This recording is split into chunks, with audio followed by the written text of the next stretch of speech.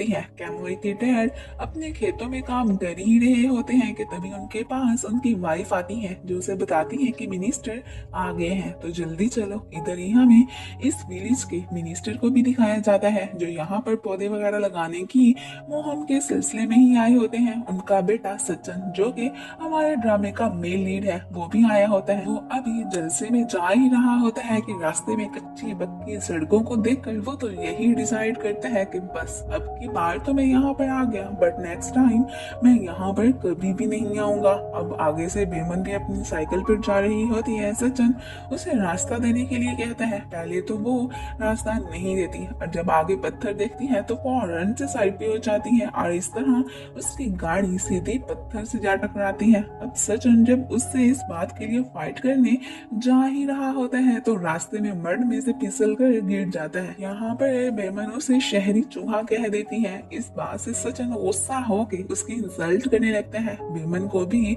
अब उस पर गुस्सा आ जाता है और वो उसे मार के कीचड़ वाले पानी में धक्का दे देती है और फिर वहां से जाने की करती है। बेमन का फादर इस विलेज का चीफ होता है, सब लोग उस पर बहुत ट्रस्ट करते हैं। खैर थोड़ी देर के बाद बेमन यहाँ पर पहुंच जाती है। सचिन के फादर उससे पूछते हैं कि तुम कहाँ रह गए हो, तो वो उन्हें बताता है कि एक लड़की ने मुझे बुली किया है और पानी में फेंक दिया है और मेरी गाड़ी भी खराब हो गई है, सो मैं अभी किसी से लिफ्ट लेकर ही वहां पर आता हूँ। तभी बेमन और कैमली वहां से जा रही होती है तो सचिन उनसे उनकी साइकिल सुधार मांगता है, बट वो तो नहीं देती। तो इस बात पर सचिन तो उन्हें कहने लगता है कि मैं तो तुम्हारी इन खटारा साइकिल्स के बदले पैसे भी दूंगा, तो इसलिए मुझे ये दे दो। अब उनकी साइकिल्स को उसने खटारा कह दिया था तो इस बात पे उन्हें गुस्सा आ जाता है और वो अब तो उसे बिल्कुल भी अपनी साइकिल नहीं देती और वहां से चली जाती है। बेमन तो सचिन को ये एडवाइस भी करके जाती है कि तुम्हें बात करने के कुछ इथिक्स भी सीखने चाहिए। खैर बाद में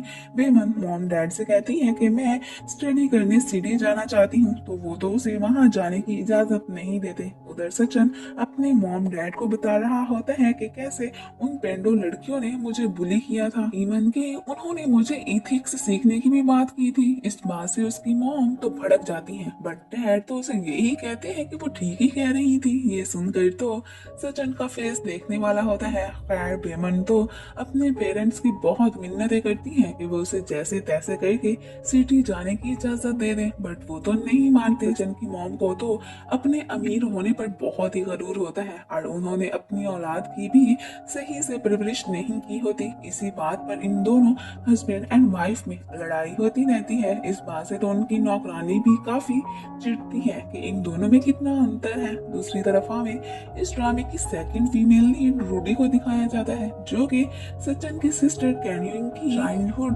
फ्रेंड भी होती है। उसकी मॉम और उसके स्टेप फादर में लालच तो कूट कूट के भरा होता है। अब ये तीनों मिलकर सचिन की फैमिली में घुसने का सोचते हैं ताकि वो उनसे पैसे लूट सके। रूडी का इरादा तो सचिन को अपनी सुंदरता के जाल में फंसाने का होता है। अब एक पार्टी में एक बहाने से रूडी कैन्यूइंग से मिलती है, फिर ऊपर से उसकी मॉम भी आकर खुद को उनसे इंट्रोड्यूस करवाती है एंड रूडी के स्टेप फादर तो प्लान के अकॉर्डिंग एक स्ट्रेंजर बनकर ही उनसे मिलते हैं। अब सचिन साहब को तो पहली नजर में ही रूडी पसंद आ जाती है। दूसरी तरफ बेमन और कैमली स्टार्स लगाकर खड़ी होती हैं और यहीं पर ही उनका एक राइवल भी खड़ा होता है। अब खाना बेचते हुए उन फ्रेंड्स की तो अपने राइवल से अच्छी खासी फाइट भी हो जाती है। उधर रूडी के स्टेप फादर ने तो कैनियों को अपने जाल में फंसा लिया होता है। नेक्स्ट डे सचिन के डैड को अचानक ही हार्ट अटैक हो जाता है। अगले ही लम्हे वो हॉस्पिटल पहुंचे होते हैं। उनसे मिलने रूडी भी आती है। इवन के रूडी के स्टेप फादर भी कैनविंग के साथ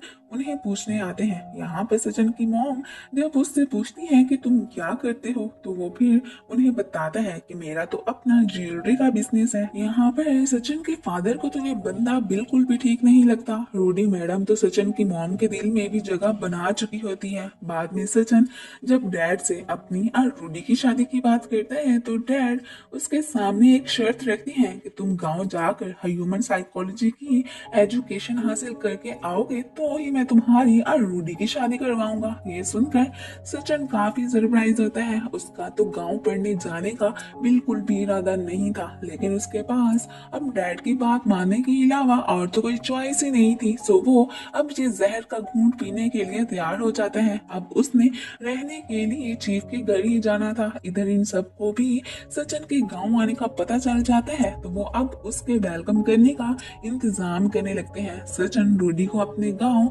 जाने का बताता है एंड साथ में उसे ये भी कहता है कि तुम्हारा जब भी दिल करे तो मुझसे मिलने आ जाना। फिर नेक्स्ट सीन में हम देखते हैं कि सचिन गांव आ गया होता है। यहाँ पर उसे तो ये गांव के लोग बहुत अजीब लगते हैं। वो खाना खाने एक साइड पे जाके बैठता है एंड उसे सर्व करने बेमन आती है। उसे देखकर बेमन तो इसे पहचान लेती है कि ये तो वही शहरी चूहा है जिसकी और मेरी फाइट हुई थी। तभी तो वो नकाब में थी, तो इसलिए सचिन अब उसे पहचान नहीं पाया था। फिर बेमन ये बात कैमली को भी जाकर बताती है। खैर सचिन को रूडी की कॉल आती है। अभी वो उससे बात कर ही रहा होता है कि तभी खाना लेकर बेमन वहां पर आ जाती है और यहीं पर ही बेमन की और उसकी खाने को लेकर अच्छी खासी बहस हो जाती है। अब लड़की की आवाजें तो रूडी भी सुन लेती है, तो उसे ये परेशानी हो जाती है कि कहीं सचिन वहां अपने लिए कोई लड़की ही ना पसंद कर ले। सो अब वो गाँव जाने का डिसाइड करती है। अब बेमन तो अपने खाने की इंसल्ट बर्दाश्त नहीं कर पाती और वो उसके मुंह में फिश ठोंस देती है। इस बात पर तो सचिन की हालत ही खराब हो जाती है और वो वहां से जाने लगता है कि बेमन उसे बिल पे करने को कहती है कि इस रेस्टोरेंट का एक रूल है, चाहे खाना खाओ या नहीं बिल तो पे करना पड़ता है। अब सचिन को भी उसे पैसे देने ही पड़ते हैं। अब वो फिर से गांव के लोगों की शिकायत अपने डैड से करते हैं। डैड तो उसे फिर भी वही रहने का ही मशवरा देते हैं और इसी बात पर ही उसकी मॉम की और उसके डैड की आपस में फाइट स्टार्ट हो जाती है। खैर रूडी का ठरकी बाप तो कैमलिंग से उसकी मॉम की ज्वेलरी मांगता है कि मैं तुम्हें उस जैसी बना के दूंगा। अब ये मैडम भी उसके बातों में आ जाती है। इधर सचिन एक अंकल के साथ अब चीफ के घर जा ही रहा होता है कि तभी आगे से बेमन भी ट्रैक्टर लेकर आ रही होती है और बस साइड पे ना होने की वजह से इनकी एक धमाकेदार टक्कर हो जाती है। बेमन तो इस बात पे गुस्सा होकर सचिन से फाइट करने आती है। यहाँ पर वो भी उसका नकाब उतार के उसका फेस देख ही लेता है। अब इससे पहले के बेमन उसका सर फाड़ती कैमली उसे साइड पे लेकर जाने लगती है। अब इनकी गाड़ी का पेट्रोल खत्म हो जाता है। ये लोग बेमन से लिफ्ट मांगते हैं बट वो तो लिफ्ट देने से मना कर देती है और फिर फौरन से ये दोनों फ्रेंड्स वहां से जाने की करती हैं। अब घर पर तो ये लोग तो सचिन का रूम सजाने में लग गए होते हैं। बेमन को भला क्या पता कि जिससे वो फाइट करके आई है वही तो मिनिस्टर का बेटा है। खैर सचिन भी फिर किसी से ट्रैक्टर लेकर चीफ के घर खुद ही जाने लगते हैं। अब वो घर आकर चीफ को आवाजें देने लगता है। इधर ही बेमन भी दरख्त पर खड़ी मैंगो तोड़ रही होती है। सचिन को यहाँ देखकर वो तो यही समझती है कि लगता है ये मेरे डैड को मेरी शिकायत लगाने आया है। सो वो उसे एक आम तोड़कर मारने ही लगती है, तो वो अनफॉर्चुनेटली उसके डैड को लग जाता है। फिर तो वो जल्दी से छुप जाती है। यहाँ पर सचिन चीफ को बताते हैं कि आज दो लड़कियों ने मुझे बड़ा तंग किया है। अब आपने उन दो लड़कियों को ढूंढ कर मेरे पास लाना है। मैं उन्हें पूरे 3 महीने अपनी मेड्स बनाकर रखूंगा। अब इसे क्या पता कि उन दो में से एक लड़की तो चीफ की ही बेटी है। कैमली बेमन को ढूंढने यहाँ आई होती है कि सामने सचिन को बैठा देखकर छुपने लगती है। बेमन तो ऊपर से एंट्स के छत्ते को सचिन पर गिराने लगती है बट वो तो उसके डैड पर गिर जाता है। अब उसके डैड की तो वहां से दौड़े लग जाती हैं। बेमन का हाथ फिसलता है तो वो दरख्त से ही लटक जाती है। कैमली तो अपने पास सांप को देखकर चीखने लग जाती है और मॉम को बुलाने लगती है। मॉम्स फिर उनकी आवाजें सुनकर इनके पास आती हैं। एंट्स को चीफ की बॉडी से भगाने के लिए सचिन तो उन्हें पानी में गिरा देता है। बेमन जब ट्री से गिरती है तो बेचारी को बहुत ही चोट लग जाती है। कैमली भी सांप से किसी न किसी तरीके से बचकर एक साइड पे आ ही जाती है। चीफ की वाइफ फिर सचिन का स्वागत करती है और उसे आराम करने के लिए उसके रूम में भेज देती है कि हमारी बेटी अभी तुम्हें खाना सर्व करने आएगी। अब सचिन जब रूम में जाता है तो वो फिर वहां पर रूम को सजा देख कर सोचते हैं कि ये रूम कम और थिएटर ज्यादा लग रहा है। पता नहीं एक गांव के लोग आखिर होते कैसे हैं। खैर फिर इधर उधर देखने लगता है कि चीफ की बेटी ने तो मुझे खाना सर्व करने आना था, लेकिन वो अभी तक आई क्यों नहीं है। तो तभी एक बॉक्स में से बेमन अपना सर निकालती है। चंद बेमन को बॉक्स में देखकर उसे बाहर निकालता है और उसे अपनी मेड बनने को कहता है, बट बेमन तो ये सुनकर उसके पाँव पे हिट करती है। अब सचिन तो उसे कहता है कि तुम्हें मुझे हिट करने की भी पनिशमेंट मिलेगी। तो वो फिर उसे कहती है, ठीक है,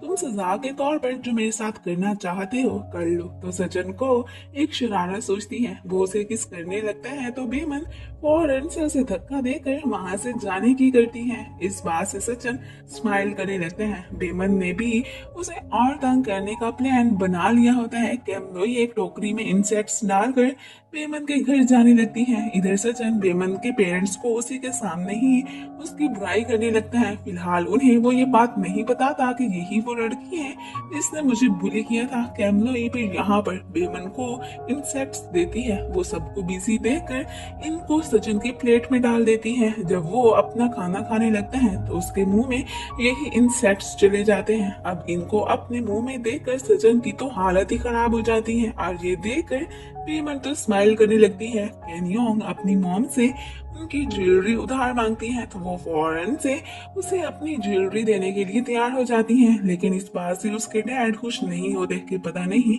ये किसे ये सब देगी और वो वापस करेगा भी या नहीं। बट उसकी बातों का तो इन माँ बेटी पे कोई असर नहीं होता। रात को सचिन को रूडी की कॉल आती है तो वो जब फोन पे ही उसे किस करता है तो ये सब कैमलोई और बेमन भी देख लेती हैं। अब भी सचिन के पूछने पर वो इसे बताती हैं कि हम तो बस तुम्हें फैन देने आई थी, और फिर यहाँ पर चुपके से फ्रॉग्स रख कर भागने की करती हैं। कैनियोंग तो ये सारी ज्वेलरी हाइलैंड को आकर दे देती है। वो टर्की बंदा तो उसे जूस में बेहोशी की दवा मिलाकर पिला देता है ताकि वो काम के बहाने अपना ठड़कपन भी पूरा कर सके। रूडी की मॉम और उसकी फ्रेंड पैक्ट्रा मिलकर अब गांव वालों की जमीन पर कब्जा करने का सोचती हैं कि उनसे हम किसी बहाने से डॉक्यूमेंट्स पे साइन करवा लेंगे और बस फिर उनकी जमीनों पर कब्जा कर लेंगे। सचिन को रूम में सही से नींद नहीं आ रही होती तो वो फिर बाहर ठंडी हवा में जाने लगता है। तालाब में से बेमन फिश पकड़ने भी आई होती हैं और यहीं पर ही सचिन भी आकर बैठता है। उसे यहाँ पर देखकर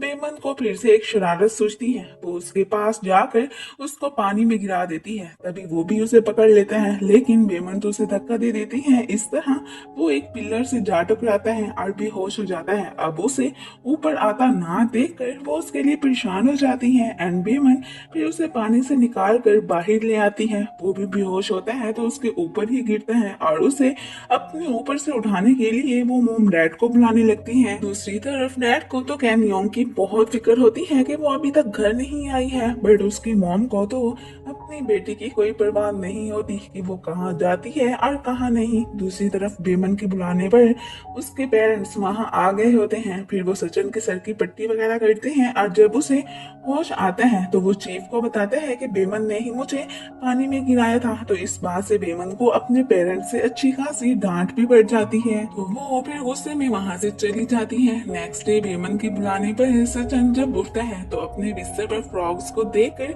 चीखता हुआ उठ खड़ा होता है। यहाँ पर जब वो फ्रॉग्स को मारने लगता है तो तब उनकी आंखों में आंसू देखकर हमारा हैंडसम से हीरो का तो दिल ही पिघल जाता है। वो फिर उन्हें मार भगाने की बजाय एक बॉक्स में डालकर एक साइड पे रख देता है। अब फिर जब वो तैयार होकर बाहर आता है तो उसने उस वक्त येलो शर्ट पहनी होती है। ये देखकर बेमन के पेरेंट्स तो बहुत नर्वस हो जाते हैं कि अगर ये इस तरह खेतों में काम करने आएगा तो इसकी येलो शर्ट को देखकर बफलो तो इसके पीछे पड़ जाएगी। बेमन तो उन्हें ये कहकर वहां से जाने के लिए कह देती है कि आप टेंशन न ले, मैं हूं ना, सब संभालूंगी। अब जो शरारत बेमन करने वाली थी वो तो हमें पता ही है। वो जानबूझकर उसे बफलो के पास लेकर आती है जिसका नाम युद्ध होता है। अब बस येलो शर्ट की वजह से युद्ध साहिबा सचिन के पीछे लग जाती है। अब वो आगे आगे और युद्ध उसके पीछे पीछे होती है। उन्हें भागते हुए बेमन के पेरेंट्स भी देख लेते हैं। वाह यार क्या फनी सीन होता है। और ये सीन तो कैमलो यार उसके पेरेंट्स भी देख लेते हैं। अब सचिन तो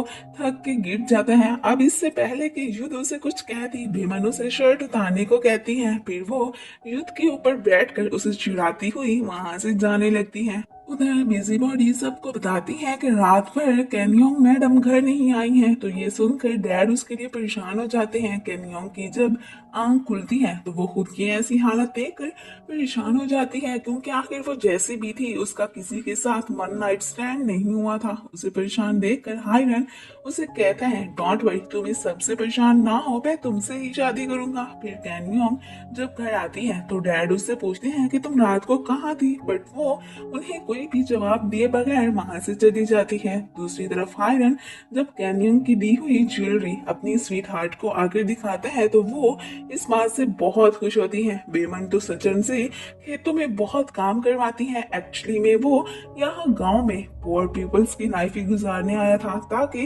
लाइफ के कुछ रूल्स और इथिक्स सीख ले। और हमारी शरारती सी बेमन तो फिर उसका हाल ही बुरा करके उसे टफ लाइफ गुजारने की इथिक्स सिखाती है। अब जब वो उसे कीचड़ में लथपथ देखती है तो उसका खूब मजाक उड़ाती है। अब उसे इस हालत में देखकर बाकी सब भी हंसने लगते हैं। इस बात से सचिन काफी चिढ़ता है। अब वो फिर अपने मसाज करवाने की बात करता है तो वो उसे एक प्लेस पर जाकर मसाज करने का मशवरा देते हैं। खैर यहाँ पर पेट्रा की भी एंट्री हो जाती है। अब उसने भी येलो शर्ट पहनी होती है तो युद्ध फिर उसके पीछे भी लग जाती है। दूसरी तरफ हायरन साहब तो अपनी स्वीट हार्ट के होते हुए कैनियोंग से शादी करने के ख्वाब सजाने में बिजी खड़ा होता है। कैनियोंग को परेशान देखकर उसके डैड उससे यूं सैड होने का रीजन पूछते हैं, बट वो उन्हें कुछ नहीं बताती। तो वो एक अच्छे डैड होने के नाते उसे इतना जरूर कहते हैं कि अगर तुम्हें कभी कोई भी परेशानी हो तो मुझसे शेयर जरूर करना। और फिर वो उसे हक कर लेते हैं। पेट्रा किसी न किसी तरीके से युद्ध से पिटने से बच ही गई होती है और यहाँ पर वो उन्हें अब अपनी बातों के जाल में फंसाने की कोशिश करने लगती है, क्योंकि इसने उनसे साइन जो करवाने थे। सचिन युद्ध को जब चारा खिला रहा होता है तो उसे ऐसा करता देखकर बेमन स्माइल करने लगती है। वो उसे आई तो बुलानी थी, बट फिर उससे किसी बात पर बहस करके वहां से चली जाती है। मोम जब कैनियोंग से अपनी ज्वेलरी के बारे में पूछती है तो वो उन्हें कहती है कि आप उसके लिए परेशान ना हो, वो आपको मैं बहुत जल्द ही वापस कर दूंगी। ठरकी साहब ने तो ज्वेलरी को बेचने के लिए ज्वेलर को बुलवा लिया होता है। दूसरी तरफ बेमन सचिन को मसाज कराने लेकर आ गई होती है, बट वो तो ये कह देता है कि मैं तो इस झोंपड़ी में जाकर मसाज हरगिज नहीं करवाऊंगा। तो इस बात पर बेमन को गुस्सा आ जाता है और वो उसे कहती है कि तुम में और तुम्हारे डैड में बहुत अंतर है। वो ठहरे लोगों की इज्जत करने वाले और तुम तो बिल्कुल ही बदमाश और बदतमीज हो। तो इस बात से वो चिढ़ जाता है और फिर वो उसे कहता है कि ठीक है, मैं भी फिर इसी जगह से ही मसाज करवाऊंगा। पेट्रा मैडम तो कैमलोई और बेमन की मोम को अपने जाल में फंसा ही चुकी होती है। अब मसाज कराते हुए सचिन को तो तकलीफ तो बहुत होती है, बट बेमन के सामने उसे जबरदस्ती स्माइल करनी ही पड़ती है। पेट्रा ने तो इन दोनों फ्रेंड्स से डॉक्यूमेंट्स पे साइन करवा लिए होते हैं और वो अपने इस कारनामे पर बहुत खुश होती है। जब डॉक्यूमेंट्स पे साइन करने वाली बात ये दोनों अपने अपने हस्बैंड्स को बताती हैं तो वो इस बात पर परेशान हो जाते हैं कि इन्हें पढ़ना तो आता नहीं है, अब पता नहीं कैसे डॉक्यूमेंट्स पे इन्होंने साइन कर दिया। इस बात से बेमन की मॉम इमोशनल हो जाती है कि मेरे हस्बैंड को मुझ पे एतबार नहीं है। अब वो उसे मनाने लगता है और बेमन को सचिन का पता करने भेज देता है कि वो अभी तक घर क्यों नहीं आया है। सचिन अंकल को मसाज करने पर पैसे देता है, बट वो नहीं देते। उधर इस गांव के आवारा लड़के सचिन को इस गांव से भगाने का प्लान बनाने लगते हैं, क्योंकि उन्हें उसका गांव में आना बिल्कुल भी पसंद नहीं आया था। सचिन अंकल को जबरदस्ती पैसे देता है और फिर उनसे नूडल्स की शॉप का पूछकर वहां जाने लगता है। अब शॉप पर तो ये आवारा लड़के उसके पास आकर उसे बुली करने लगते हैं। अंकल के थ्रू जब बेमन को पता चलता है कि सचिन नूडल्स की शॉप पर गए हैं तो वो भी परेशान होकर उसके पास जाने लगती है कि कहीं गांव के बदमाश लड़के उसे कोई नुकसान ही ना पहुंचा दे। वो लड़के सचिन को गांव छोड़कर जाने की बात करते हैं, बट वो उन्हें कहता है कि मैं तो यहाँ से नहीं जाऊंगा। तो इस बात पर इनकी फाइट स्टार्ट हो जाती है। अभी बेमन आकर उन्हें इसे मारने से रोकती है, बट वो नहीं मानते तो वो फिर खुद ही उनकी पिटाई लगाने लगती है और गलती से वो तो सचिन को भी हिट कर बैठती है। हायरन साहब कैनिंग को डर्टी फोटो सेंड करके कहते हैं कि तुम मुझसे मिलने आओ वरना मैं ये फोटोज लीक कर दूंगा। वो इस बात से बहुत परेशान होती है और बिजी बड़ी श्याम पर गुस्सा करने लगती है तो फोन नीचे गिर जाते हैं। तो यहाँ पर इसे उठाते हुए वो भी इनकी फोटोज देख लेती है बट इन्हें पहचान नहीं पाती और फिर वहां से भागने की भी करती है। अब वो हायरन से मिलने जाने लगती है तो डैड उससे पूछते हैं कि तुम कहाँ जा रही हो, बट वो उन्हें अपनी फ्रेंड के घर जाने का कहकर वहां से चली जाती है। शॉपकीपर यहाँ पर इतना नुकसान करने पर इनसे पैसे मांगता है तो बेमन सचिन को इसे पैसे देने के लिए कहती है तो अब उसे भी फिर नुकसान करने की बुराई करनी पड़ती है। अब उसे पैसे देकर ये दोनों तो फिर घर जाने लगते हैं। कैनविंग हायरन से इतनी घटिया हरकत करने का रीजन पूछती है तो वो उसे यही कहता है कि ये सब मैं इसलिए कर रहा हूँ ताकि तुम मुझसे दूर ना हो जाओ और मेरे अलावा किसी और से शादी ना कर लो। अब ये तो हमें भी पता है कि इसे इस वक्त कैनिंग से प्यार नहीं है बल्कि उसकी दौलत से प्यार है। बेमन की मॉम सचिन की चोट पर फिर मेडिसिन लगाती है। यहाँ पर वो तो उन्हें ये नहीं बताती कि इसे ये चोट मेरे हिट करने से ही लगी है और वो भी फिर इनसे उसकी शिकायत नहीं लगाता। डैड सचिन की मॉम को कैनविंग पर नजर रखने को कहती है कि वो आखिर कहाँ जाती है और किससे मिलती है, बट उसे तो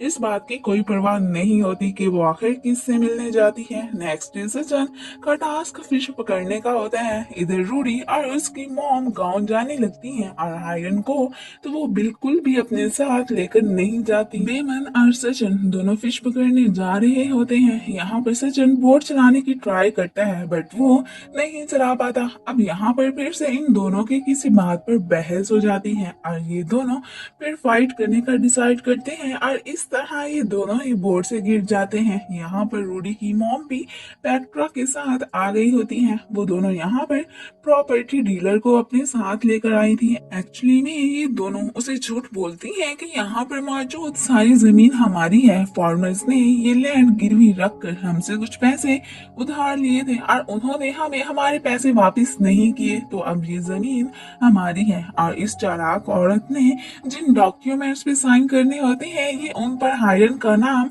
लिखने का सोचती है क्योंकि अगर इनका फ्रॉड पकड़ा जाए तो जेल में ये नहीं बल्कि हायरन जाए। और जमीनों के डॉक्यूमेंट्स पर तो ये ऑलरेडी ही बेमन और कैमली की मॉम से साइन करवा चुकी थी। बेमन खुद तो बोर्ड पे चढ़ जाती है बट सचिन को वहाँ बिठाए बिना ही वहाँ से जाने की करती है। हायरन ने कैनविंग की दी हुई ज्वेलरी को बेचने से पहले ही उसकी फेक ज्वेलरी तैयार करवा ली थी। अब वो उन्हें मजीद खुश करने के लिए एक फेक डायमंड की रिंग भी बाय कर लेते हैं। रूडी तो सचिन के बारे में बेमन की मॉम से पूछती है तो वो उसे रास्ता बता देती है कि वो फिश पकड़ने दूसरी साइड पे गया है। अब फिर ये उसे ढूंढने वहाँ गई खड़ी होती है। यहाँ पर बेमन से सचिन का पूछकर उसे उसके पास ले जाने को कहती है और साथ में पेंडू होने का भी उसे ताना देती है तो इस बात से बेमन चिढ़कर उसे वहाँ नहीं ले जाती।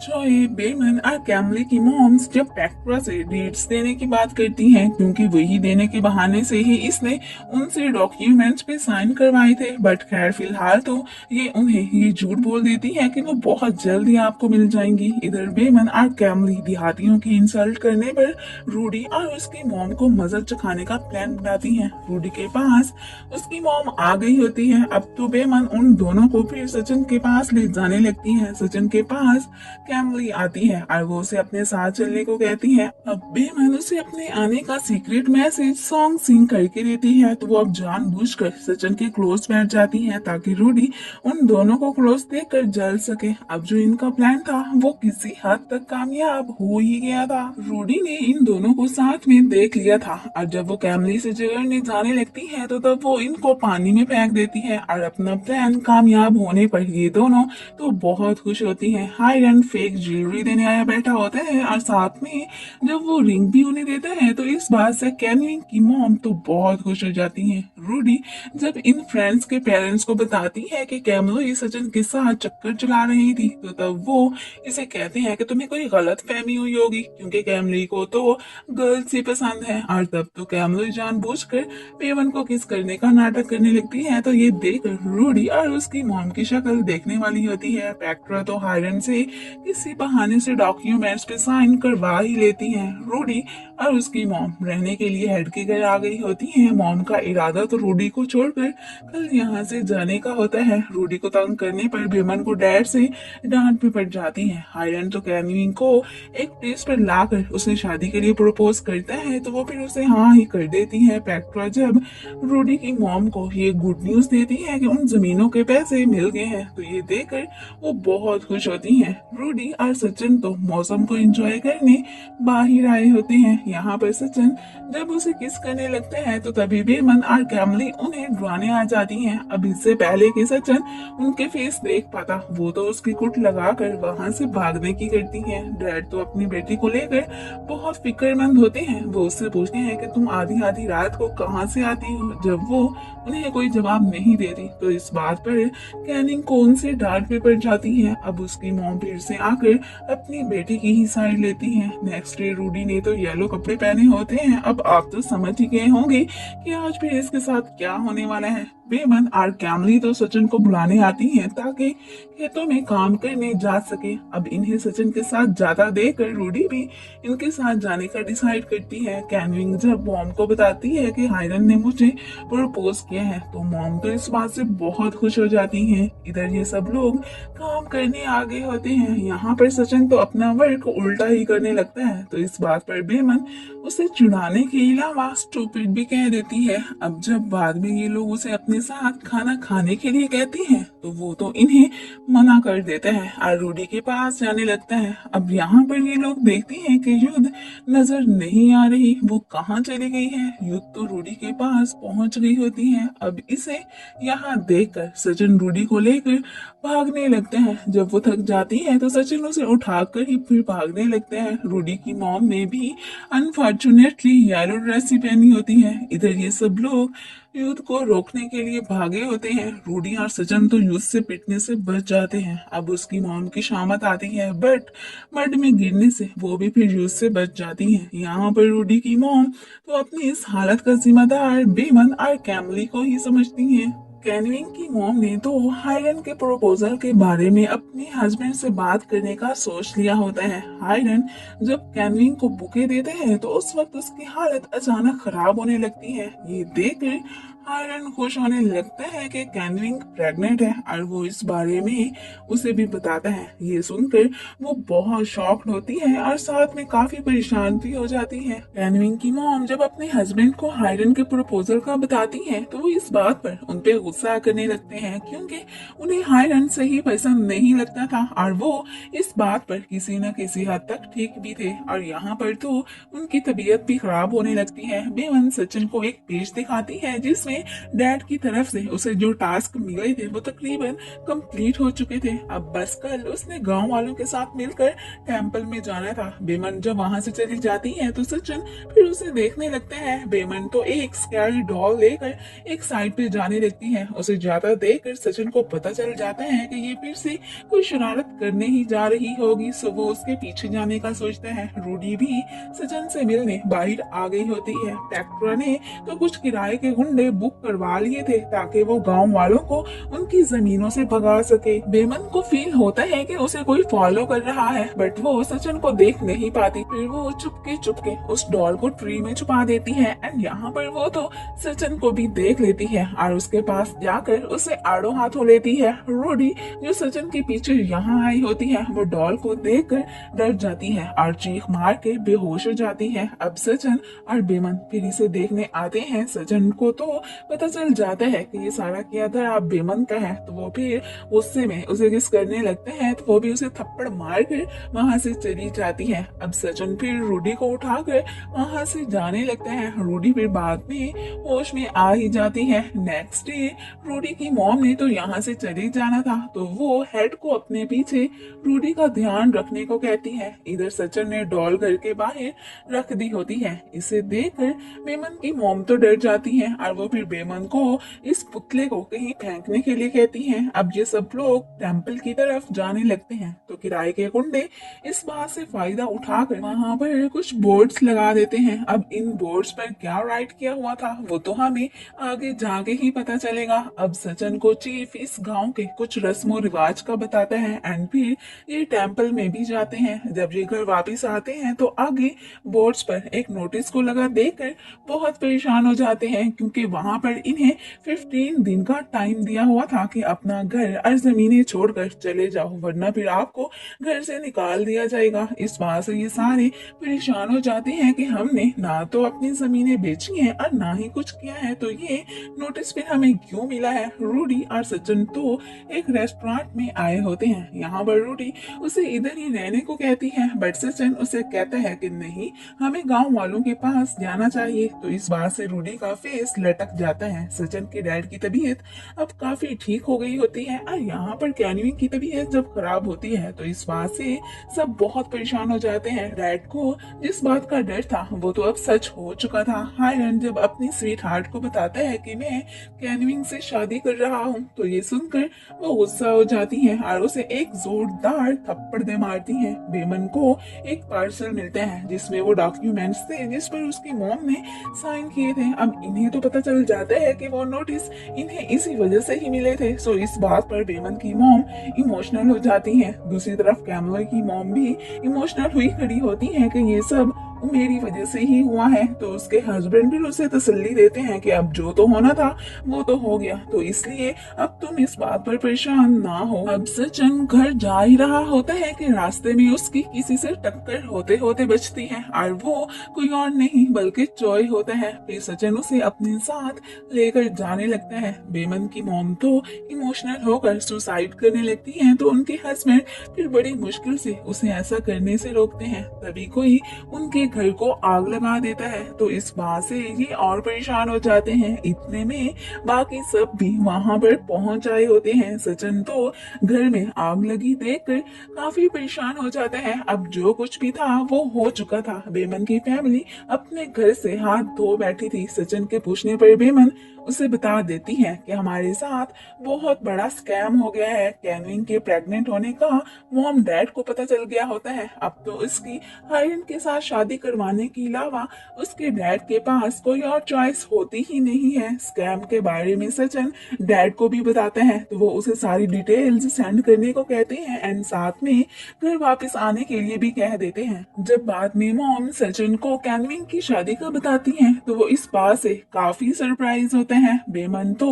अब अपने घर और जमीनों से हाथ धो बैठी थी तो वो डैड से परमिशन मांगती है कि मैं अब सिटी जाकर लॉ की एजुकेशन हासिल करना चाहती हूँ ताकि स्कैम का पता लगाकर अपनी जमीनों को वापस ला सकूं। और उन्हें ये भी कहती है कि पैसों की आप चिंता ना करें, मैं वहाँ पार्ट टाइम जॉब भी कर लूंगी ताकि अपना खर्चा निकाल सकूं। रूडी और सचिन तो फिर इन सब से मिलकर वहां से जाने लगते हैं। बेमन और कैमली अपनी जमीनों को वापस पाने की विश करती हैं और साथ में बहुत इमोशनल भी हो जाती हैं। बेमन जब कैमली को सिटी जाने का बताती है तो वो भी फिर उसके साथ वहां जाने के लिए तैयार हो जाती है। हायरन तो अपनी महबूबा को तसल्ली दे रहा होता है कि तुम मेरी शादी से परेशान ना हो, मैं उससे शादी तुम्हारी वजह से ही कर रहा हूँ ताकि उससे बहुत सा पैसा लेकर और फिर वो सारा पैसा तुम्हें दे सकूं। लेकिन वो तो उससे अभी भी नाराज होती है। बेमन के पेरेंट्स अपने लिए एक छोटा मोटा घर तैयार कर ही लेते हैं और साथ में अपनी बेटी को भी सिटी जाने की परमिशन दे ही देते हैं। हायरन कैनविन के पेरेंट्स के पास आ गया होता है। अब मजबूरन कैनविन के डैड को अपनी बेटी का हाथ इस ठरकी को देना ही पड़ता है।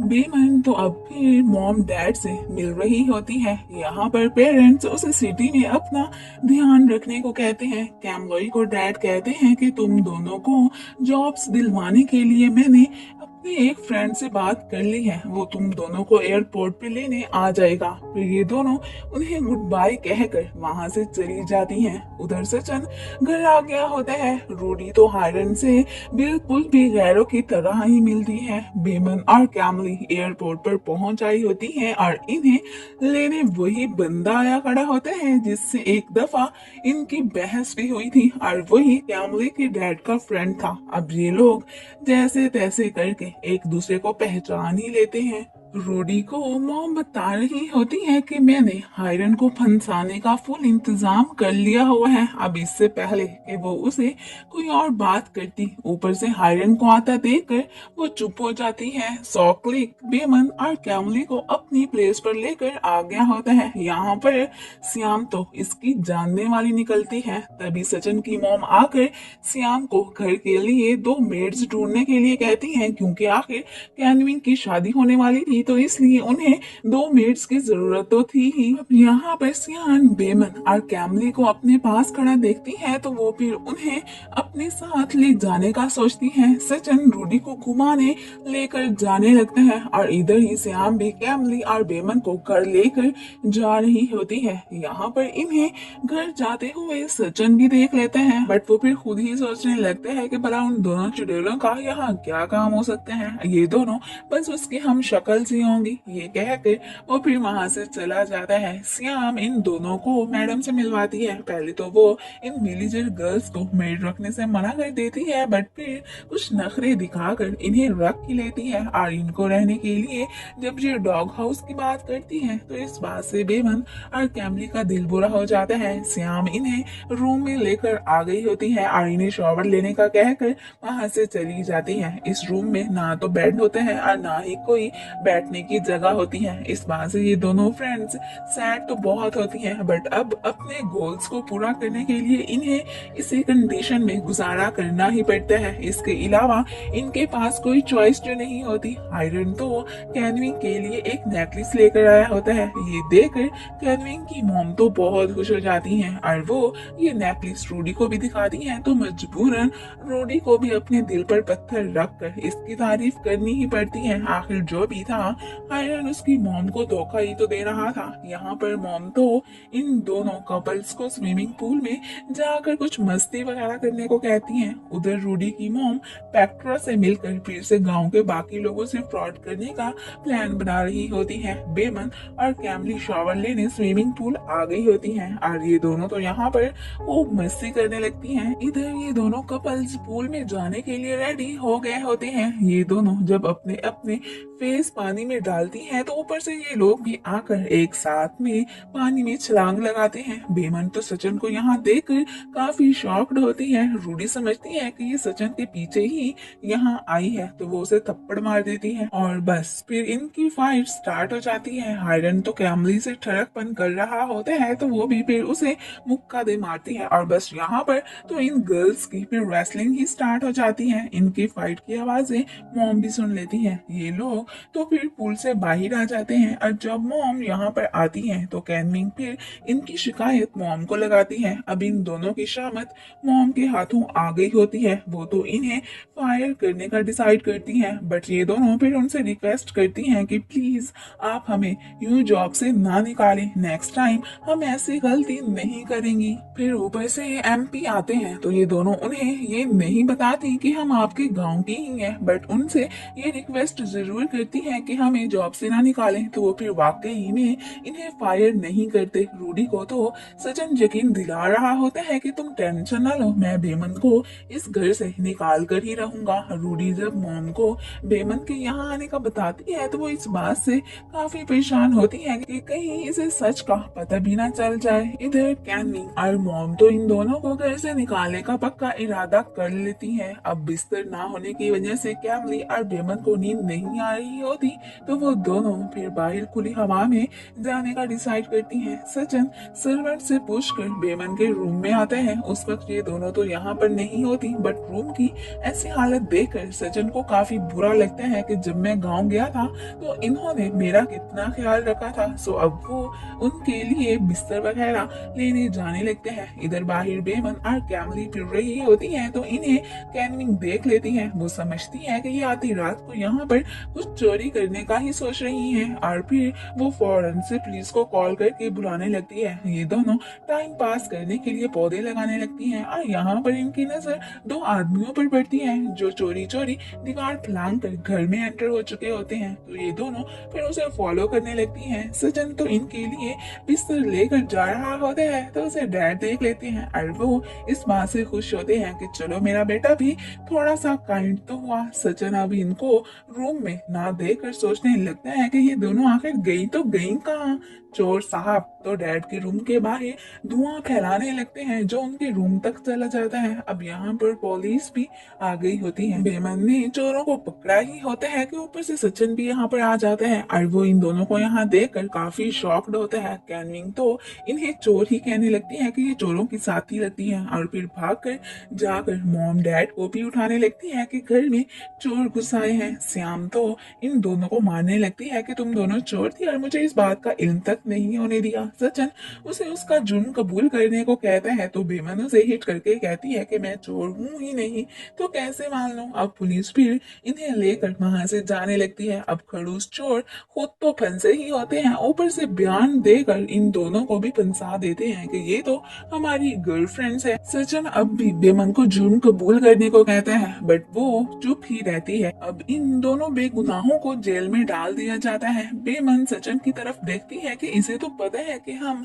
ऐसी हरकत नहीं कर सकती, फिर भी ये हमें क्यों गुनाहगार समझते हैं। दूसरी तरफ बेमन के पेरेंट्स तो अपनी बेटी को याद करके बहुत इमोशनल हुए बैठे होते हैं कि पता नहीं वो सिटी में किस हालत में होगी। इधर ये दोनों फ्रेंड्स तो इस बात से काफी परेशान होती हैं कि यहाँ पर गरीबों की तो कोई सुनता ही नहीं है, जो अमीर कहे वही हुक्म मान लेते हैं। अपने घर को याद करके ये दोनों बहुत इमोशनल हो जाती हैं। सचिन ऑफिसर को इन दोनों को छोड़ने की बात करता है बट वो उसे ये कह देते हैं कि बाकी के चोरों ने इनके खिलाफ बयान दिए हैं तो इनकी बेल करना मुश्किल है। श्याम की तो मैडम के हाथों शामत आई होती है कि वो चोरों को क्यों घर लेकर आई थी। वो उन्हें कहती है कि मुझे क्या पता था कि ये चोर थी। यहाँ पर एमपी को तो ये नहीं फील होता कि ये दोनों गर्ल्स बुरी थी, वो बस गिल्टी फील कर रहे होते हैं कि मेरी बेशरम फैमिली की वजह से उन दोनों मासूमों को जेल हो गई। सचिन तो अभी भी बेमन को कहता है कि तुम अपने जुर्म को एक्सेप्ट क्यों नहीं करती हो, तो वो भी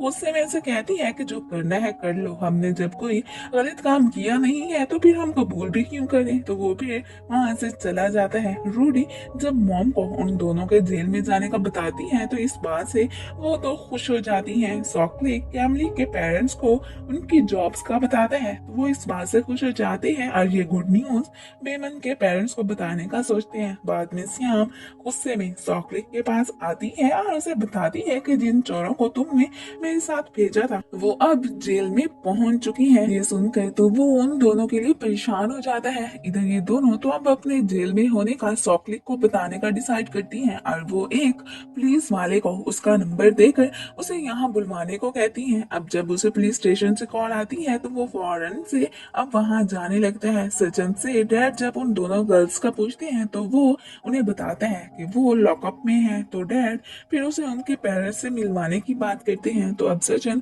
परेशान हो जाता है कि डैड को अगर पता चल गया कि वो गांव की चीफ की बेटी है तो तब तो हमारी खैर नहीं। तो अब वो उन्हें छुड़वाने का सोचने लगते हैं। सॉकली पुलिस स्टेशन आ गया होता है। यहाँ पर वो तो खुद को कैमली के हस्बैंड के तौर पर इंट्रोड्यूस करवा कर उनसे कहते हैं कि मेरी वाइफ भला मेरे होते हुए उस चोर से क्यों टक्कर चलाएगी, प्लीज उसे छोड़ दो। तो ऑफिसर फिर उसे कल यहाँ आने को कहते हैं। तो वो फिर वहां से चला जाता है। नेक्स्ट डे अब इन दोनों की बेल हो गई होती है। सचिन ने तो ऑफिसर को ये कहकर बेमन की बेल करवाई होती है कि मैं उसका हस्बैंड हूँ और प्लीज ये बात किसी को ना बताइएगा। तो वो भी उसे कहते हैं डोंट वरी, मैं किसी को ये नहीं बताऊंगा। पुलिस स्टेशन में चोरों की वाइफ्स भी आ गई होती हैं। अब चोर तो अपनी बीवियों के सामने सच कह देते हैं कि ये दोनों लड़कियां हमारी गर्लफ्रेंड्स नहीं है। अब यहाँ पर ऑफिसर जब कैमली को अपने हस्बैंड के साथ जाने का कहते हैं तो वो सरप्राइज हो जाती है कि कौन सा हस्बैंड। तो तब सॉकलेट अपने दांत निकालने लगते हैं और जब वो बेमन को कहते हैं कि तुम्हें भी तुम्हारा हस्बैंड छुड़वाने आया था तो वो इस बात पे काफी शॉक्ड होती है और कहती है कि मेरा कौन सा हस्बैंड। तो तब सचिन ऑफिसर को बेमन को सब ना बताने का इशारा करते हैं तो वो भी बात को टाल देते हैं और उन्हें वहां से भेज देते हैं। अब घर में भी सबको इन दोनों गर्ल्स की इनोसेंस का पता चल गया होता है। तो मॉम अब श्याम को इन दोनों गर्ल्स को बुलाने के लिए कहती है। उधर चॉकलेट की कैमरे के हाथों शामत आ गई होती है कि मुझे अपनी वाइफ बनाने की तुम्हारी हिम्मत भी कैसे हुई। फिर यहाँ पर श्याम आकर बेमन और कैमली को अपने साथ चलने को कहती है। तो ये दोनों फिर वहाँ से जाने लगती हैं। जिनकी मॉम के बुलाने पर ये दोनों अब घर आ गई होती हैं। उनके पूछने पर फिर ये उन्हें बताती हैं कि हम दोनों तो बस आपके रूम के बाहर उन चोरों को फॉलो करते हुए ही गई थी और फिर उन्हें रंगों हाथों पकड़ा ही था कि ऊपर से आप लोगों ने आकर हमें ही गलत समझ लिया। यहाँ पर एमपी तो उन्हें उन चोरों को पकड़वाने पर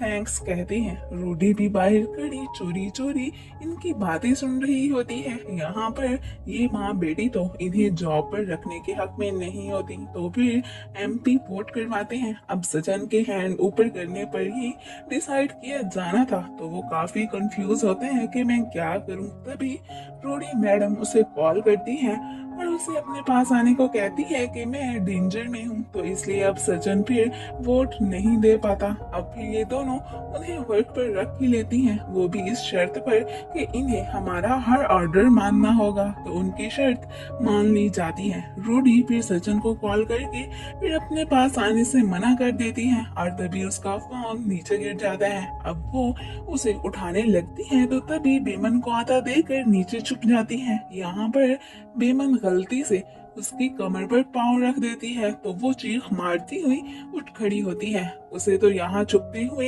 एमपी भी देख चुके थे। खैर उसकी आवाज सुनकर सचिन भी बाहर आ जाते हैं और इन दोनों को डांटने लगता है। तो बेमन उसे कहती है हमारी कोई गलती ही नहीं है तो तुम हमें क्यों पॉइंट आउट कर रहे हो। उसकी इस बात पर एमपी खुश हो जाती है कि ये लड़की बहुत अच्छी है और इसे बिल्कुल मेरी तरह इनजस्टिस बिल्कुल भी पसंद नहीं है। फिर वो किसी को कॉल करके एक कॉन्ट्रैक्ट बनाने का ऑर्डर देने लगते हैं। अब यहाँ पर कैनविंग और उसकी मॉम भी आ धमकती हैं और अपनी चहेती रूडी की ही साइड लेने लगती है कि तुम दोनों ने इसे जानबूझकर ही हिट किया होगा। तो बेमन उन्हें कहती है ऐसी कोई बात नहीं है, वो गलती से मैं इसे हिट कर बैठी हूँ। अब ये आपसे झूठ बोल रही है कि मैंने इसे जानबूझकर हिट किया है। अब सब एमपी भी अपनी आंखों से देख चुके थे तो वो भी इन दोनों फ्रेंड की ही साइड लेते हैं। अब फिर बाद में वो इन्हें कॉन्ट्रैक्ट पर साइन करने को कहते हैं कि अब कोई भी तुम लोगों को यहाँ से नहीं निकाल सकता। और फिर इन दोनों के कहने पर वो इन्हें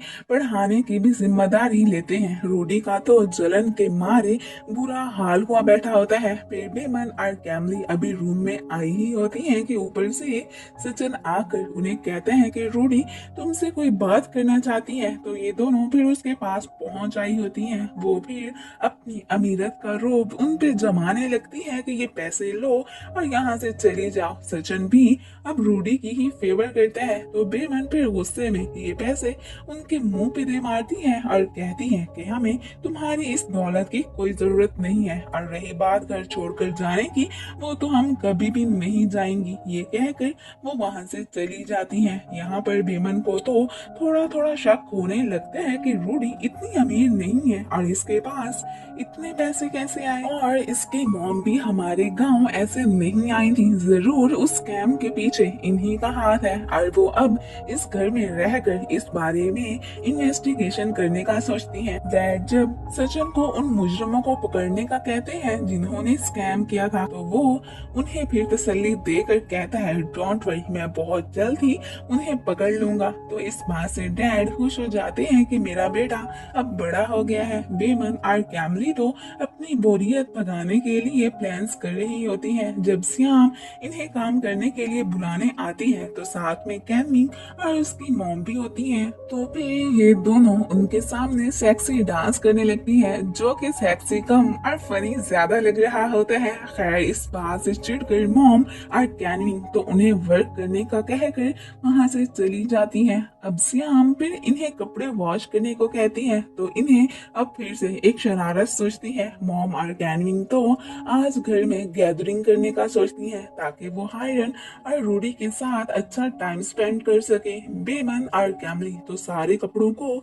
मिक्स करके धोने लगती है और फिर बड़े मजे से किचन में आकर श्याम की हेल्प करने लगती है। हायरन ने फिर से कैनविंग के लिए नेकलेस बाय किया होता है तो इस बात पर रूडी की मॉम बहुत जेलस फील करती है और इन दोनों की आपस में तो इसी बात पर अच्छी खासी फाइट भी हो जाती है। कैनविंग और मॉम तो अपने कपड़ों पर बेडशीटों का रंग चढ़ा देखकर काफी परेशान होती हैं और इस बात पर तो वो बेमन और कैमली की इंसल्ट भी करती हैं। तभी कपड़ों को देखते हुए उन पर वही स्टैंड गिर जाता है तो ये देखकर ये दोनों स्माइल करने लगती हैं। इनकी आवाजें सुनकर सचिन भी यहाँ पर आ गया होता है और जब वो मॉम को और कैनविंग को कपड़ों के नीचे दबा देखता है वो फिर उनके ऊपर से वो सारे कपड़े हटाने लगता है। अब ये दोनों जब इस बारे में श्याम को जाकर बताती हैं तो वो फिर मैडम्स को निकालने पहुंच आई होती है और उनको वहां से निकालते निकालते सचिन को भी कपड़ों में दबा देती है। बेमन तो एमपी को जाकर ये बताती है तो वो भी फिर वहां पहुंच जाते हैं। अब आखिरकार ये दोनों उन कपड़ों के ढेर में से निकल ही आती हैं और इनकी ऐसी हालतें देखकर सब लोग स्माइल करने लगते हैं। इस बात पर फिर से बेमन की और कैमली की शामत आ जाती है। अब सचिन जब उसे धमकी देने उसके क्लोज आता है तो वो एमपी को बता देती है कि देखिए ये मुझे किस करने लगा है। तो इस बात पे सब काफी शॉक्ड होते हैं। खैर सचिन को फिर कुछ कहते नहीं। अब कुछ खाना लेने ये दोनों सॉल्ट लेक के पास आ गई होती हैं और घर में भी सारे गेस्ट वगैरह की एंट्री हो गई होती है। यहाँ पर आयरन को कैमिंग के पास बैठा देखकर रूडी की मॉम का तो जेलिसी के मारे बुरा हाल हो जाता है। अब ये दोनों फ्रेंड्स भी खाना लेकर घर आ गई होती हैं। अब ये दोनों फिर जब खाना सर्व करने आती हैं तो कैमिंग इन्हें डोर बंद करने को कहती है कि यहाँ पर मच्छर बहुत फिर रहे हैं, कहीं रूम में घुस ही ना आए। तो फिर बेमन अपने पाँव से डोर बंद करती है। फिर बाद में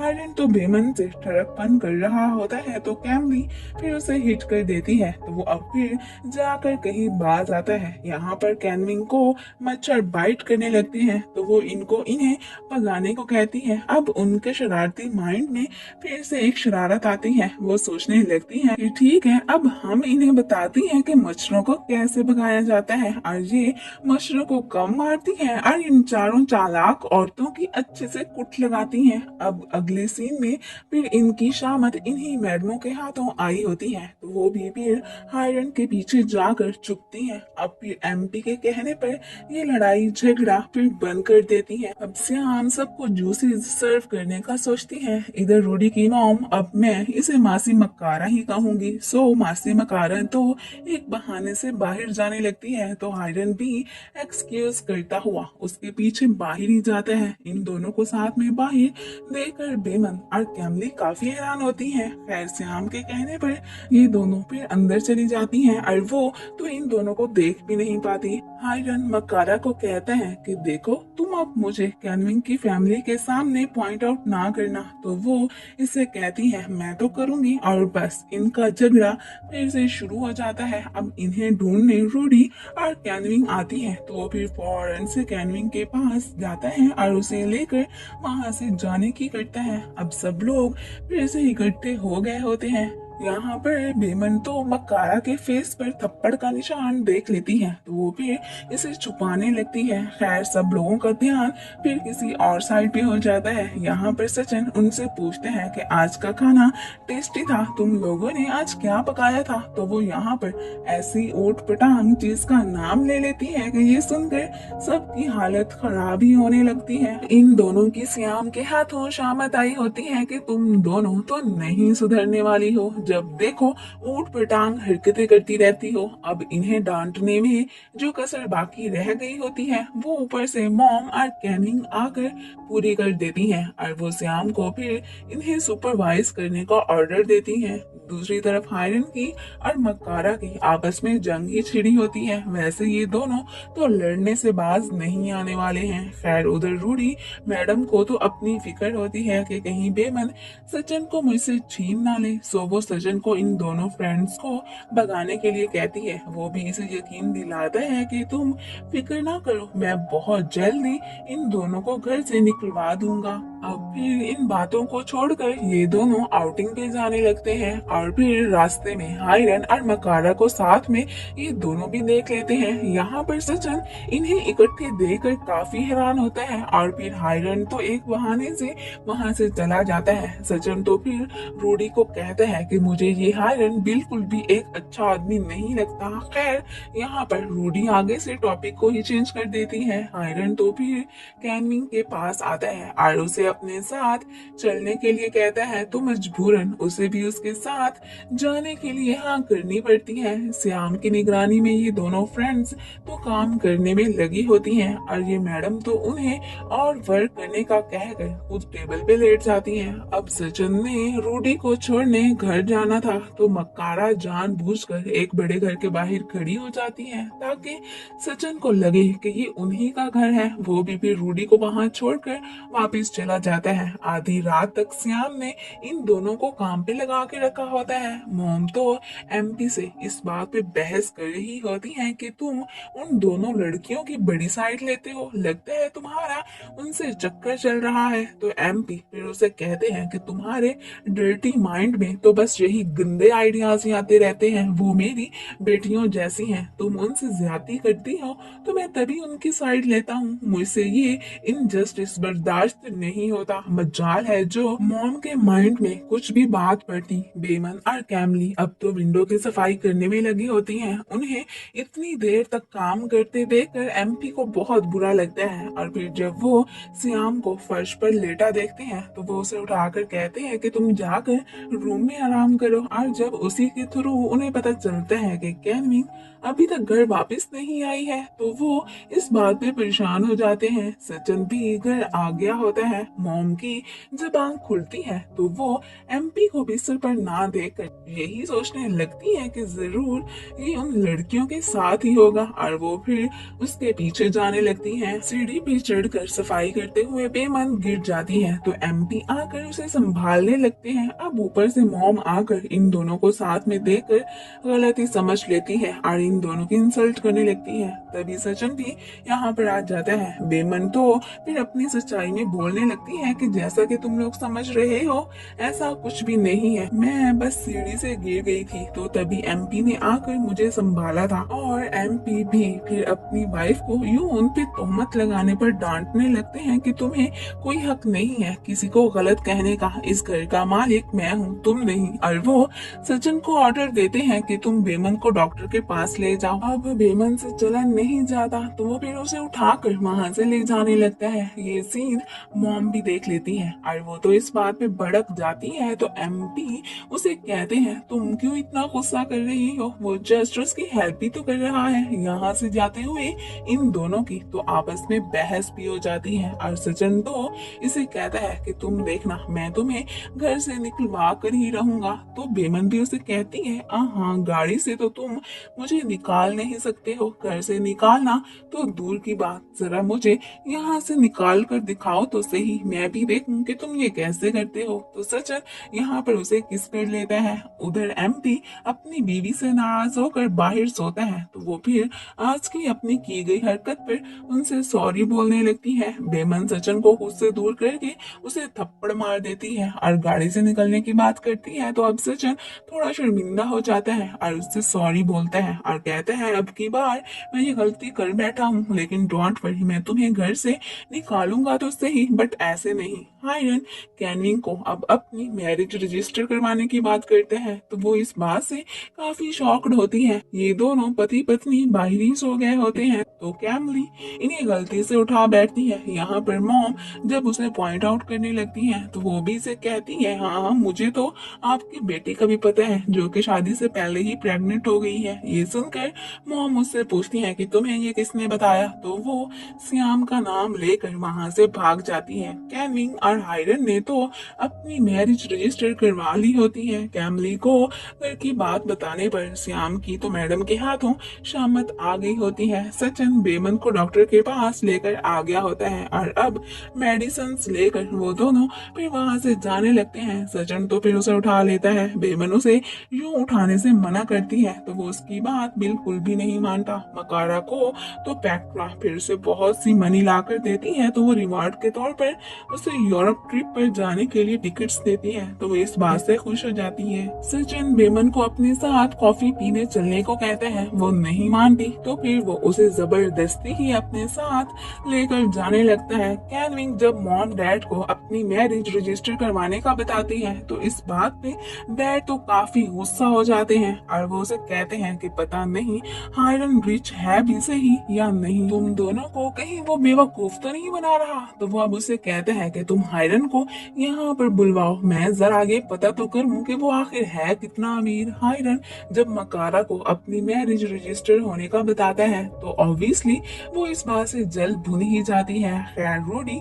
एक रेस्टोरेंट के बाहर जब सचिन की गाड़ी खड़ी देखती है तो वो फिर वहां जाने का सोचती है। खाना खाते हुए बेमन के गले में कुछ फंस जाता है तो सचिन उसे फिर पानी देने लगता है और इन दोनों को ऐसे देखकर रूडी गलत समझ लेती है और वो आकर उससे फाइट करने लगती है और उसके मुंह पे पानी भी गिरा देती है तो वो भी गुस्से में उसके मुंह पर गरम गरम कॉफी गिरा देती है। फिर सचिन बाद में उसे क्लियर करने लगता है कि इसे मैं ही यहाँ लेकर आया हूँ सो तुम इसे दोष मत दो। यहाँ पर बेमन तो उसे चिढ़ाने के लिए कहती है कि ये तो मुझे उठाकर ही यहाँ ले आया है तो इस बात पे वो वाकई चिढ़ जाती है और यहाँ से जाते हुए जानबूझ के गिर जाती है और पाँव पे मोच आने का नाटक करने लगती है तो सचिन को अब फिर इसे उठाकर ही यहाँ से जाना पड़ता है। बेमन तो जानबूझकर फ्रंट सीट पे बैठ जाती है तो अब रूडी को मजबूरन बैक वाली सीट पे बैठना पड़ता है। मोम तो अपनी बहू को बैक सीट पर बैठा देखकर काफी चिढ़ती है और गलती से वो अपने बेटे को डर्टी जगह पर गिरा बैठती है तो इस बात पर बेमन और कैमली की हंसी ही छूट जाती है। हायरन अब घर आ गया होता है तो डैड उसे कैनविंग से प्रॉपरली शादी करने से पहले बहुत सी मनी देने को कहते हैं ताकि इस बात का पता चला सके कि वाकई में ये रिच है भी सही या ऐसे ही ढोंग रचा रहा है। तो इस बात से वो काफी परेशान हो जाते हैं और फिर मकारा से आकर पैसे मांगता है तो वो तो साफ साफ मना कर देती है तो इस बात से उसका फेस ही लटक जाता है। बेमन और कैमली फिश पकड़ने सॉकलिक के साथ आई होती हैं और यहाँ पर ये लोग खूब मस्ती भी करते हैं। इन्हें सॉकलिक के साथ सचिन भी देख लेते हैं तो वो समझता है कि शायद ये बेमन का बॉयफ्रेंड है। खैर ये दोनों जब फिश लेकर जा रही होती है तो सब लोग इन्हें फिश फेंकने को कहते हैं और जब ये उन्हें फेंकने से मना करती है तो रूडी फिर इनसे ये फिश वाला थैला छीन लेती है और इसे फेंकने लगती है तो वो श्याम को लग जाता है। श्याम भी फिर बदले में ये रूडी पर ही फेंक देती है। ये सारा सीन एमपीपी खड़ा देख रहा होता है। यहाँ पर मॉम तो बिला वजह ही बेमन को मार देती है कि तुम ही इस सारे फसाद की जड़ हो। तो एमपीपी यहाँ पर मौजूद सब लोगों को डांटने लगते हैं कि मैं कब से खड़ा तुम लोगों को देख रहा हूँ, पता नहीं तुम लोगों को कब अकल आएगी जो तुम यूं गरीबों को क्रिटिसाइज करना बंद कर दोगे। बेमन तो अपने साथ होने वाली ज्यादतियों पर इमोशनल ही हो जाती है। सजन के सामने भोली और मासूम बनने का नाटक करने लगती है कि मैंने तो कभी बेमन का बुरा चाहा ही नहीं है। अब सारी शैतानियां घोल कर भी वो सचिन की नजर में अच्छी बनने में कामयाब हो ही जाती है। कैमली और बेमन तो अपने अमीर होने के ख्वाब सजाने लगती हैं कि एक दफा बस हम पढ़कर कोई जॉब हासिल कर लें, फिर ना सिर्फ हम अपनी जमीनें वापस लेंगे बल्कि इन घमंडी अमीरों को भी खूब मजा चखाएंगे। बेमन की आज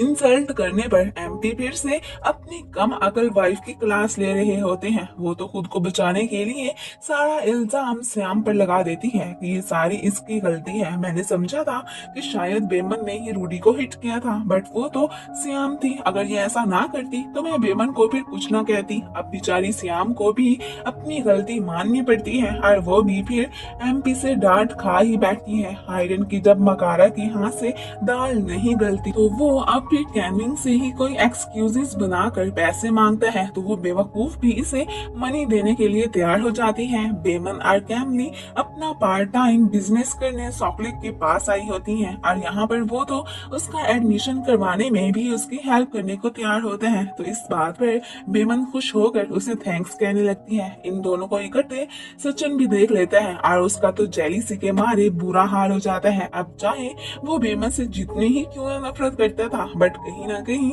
उसके दिल में उसके लिए फीलिंग्स डेवलप हो ही चुकी थी। रात को बेमन ने स्टडी करनी होती है तो इन्हें लेट नाइट तक लाइट्स जलाने की परमिशन नहीं थी, तो वो स्टडी करने बाहर जाने लगती हैं ताकि लाइट्स वाली प्लेस पर बैठकर आसानी से स्टडी कर सके। सचिन तो रूडी को घर छोड़ने गया होता है। इस दफा वो माँ बेटी दोनों फिर से उसे झांसा दे देती हैं। बेमन तो बाहर ही पढ़ते पढ़ते सो जाती है। सचिन की भी घर में एंट्री हो चुकी होती है। उसके आने का तो श्याम मैडम को भी जाकर बता देती है, तो वो भी श्याम को उसे देखने भेजने लगती है कि वो अगर आ गया है तो अभी तक फिर अपने रूम में क्यों नहीं गया है। सचिन तो बेमन को सोता देखकर वहीं पे रुक जाता है। अब उसे बेमन के पास बैठे श्याम भी देख लेती है और वो तो फटाफट जाकर इस बारे में मैडम को बताती है। वो दोनों ही फिर उन्हें देखने जाने लगती हैं। बेमन के फेस पर मच्छर बैठा देखकर वो तो फिर उसके फेस पर ब्लो करके उसे भगाने लगता है, तो तभी बेमन की आंख खुल जाती है। वो तो फौरन से उसे धक्का देकर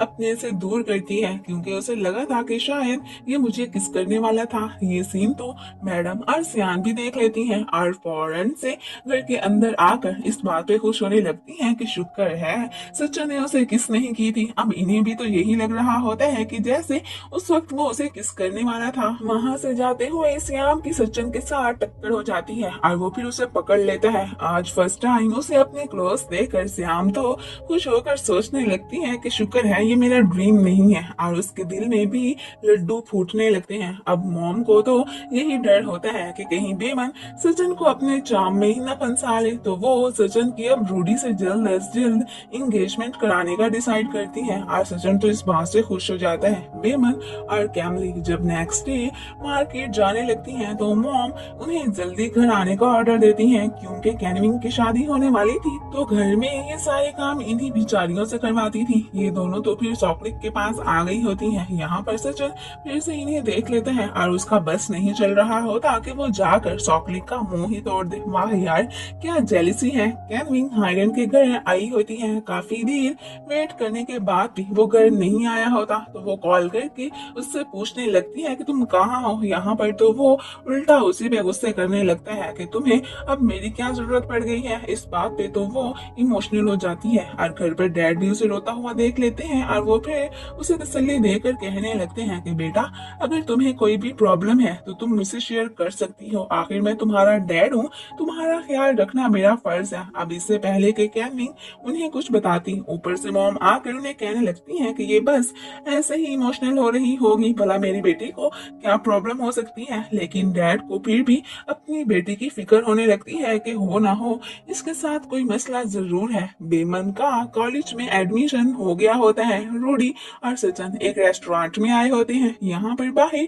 उसकी नजर बेमन पर पड़ती है तो वो काफी सरप्राइज होती है। बेमन कॉलेज से घर जाने के लिए गाड़ी का वेट कर रही होती है। तभी एक चोर आकर उसका पर्स लेकर भाग जाता है, तो वो जब उससे अपना पर्स वापस लेने लगती है तो तभी उनका एक्सीडेंट होते होते बचता है। यहाँ पर रूडी को तो फिर से एक मौका मिल जाता है। वो सचिन से कहने लगती है कि ये इसी बंदे के साथ ही मिली हुई है, इन्होंने जानबूझकर अपना एक्सीडेंट होने का नाटक किया है और अब फिर उस गाड़ी वाले से पैसे ले लेंगे। सचिन भी उसकी बातों में आकर बेमन को देखने आता है और उसे पॉइंट आउट करने लगता है कि तुमने क्या अच्छा कारोबार शुरू किया है, लोगों को लूटना। तो बेमन उसे कहती है कि लगता है तुमने कुछ गलत ही समझ लिया है, मैं तुम लोगों जैसी नहीं हूँ जो खामखा गरीबों को तंग करते रहते हो। मैं अगर कमाऊंगी भी सही तो अपनी मेहनत से ही कमाऊंगी। और यहाँ पर बेमन की सफाई में वो ड्राइवर भी बोल पड़ता है कि ये ऐसी लड़की नहीं लगती है जैसा कि तुम समझ रहे हो। अब फिर बेमन किसी से लिफ्ट लेकर वहां से चली चली जाती है। वो जब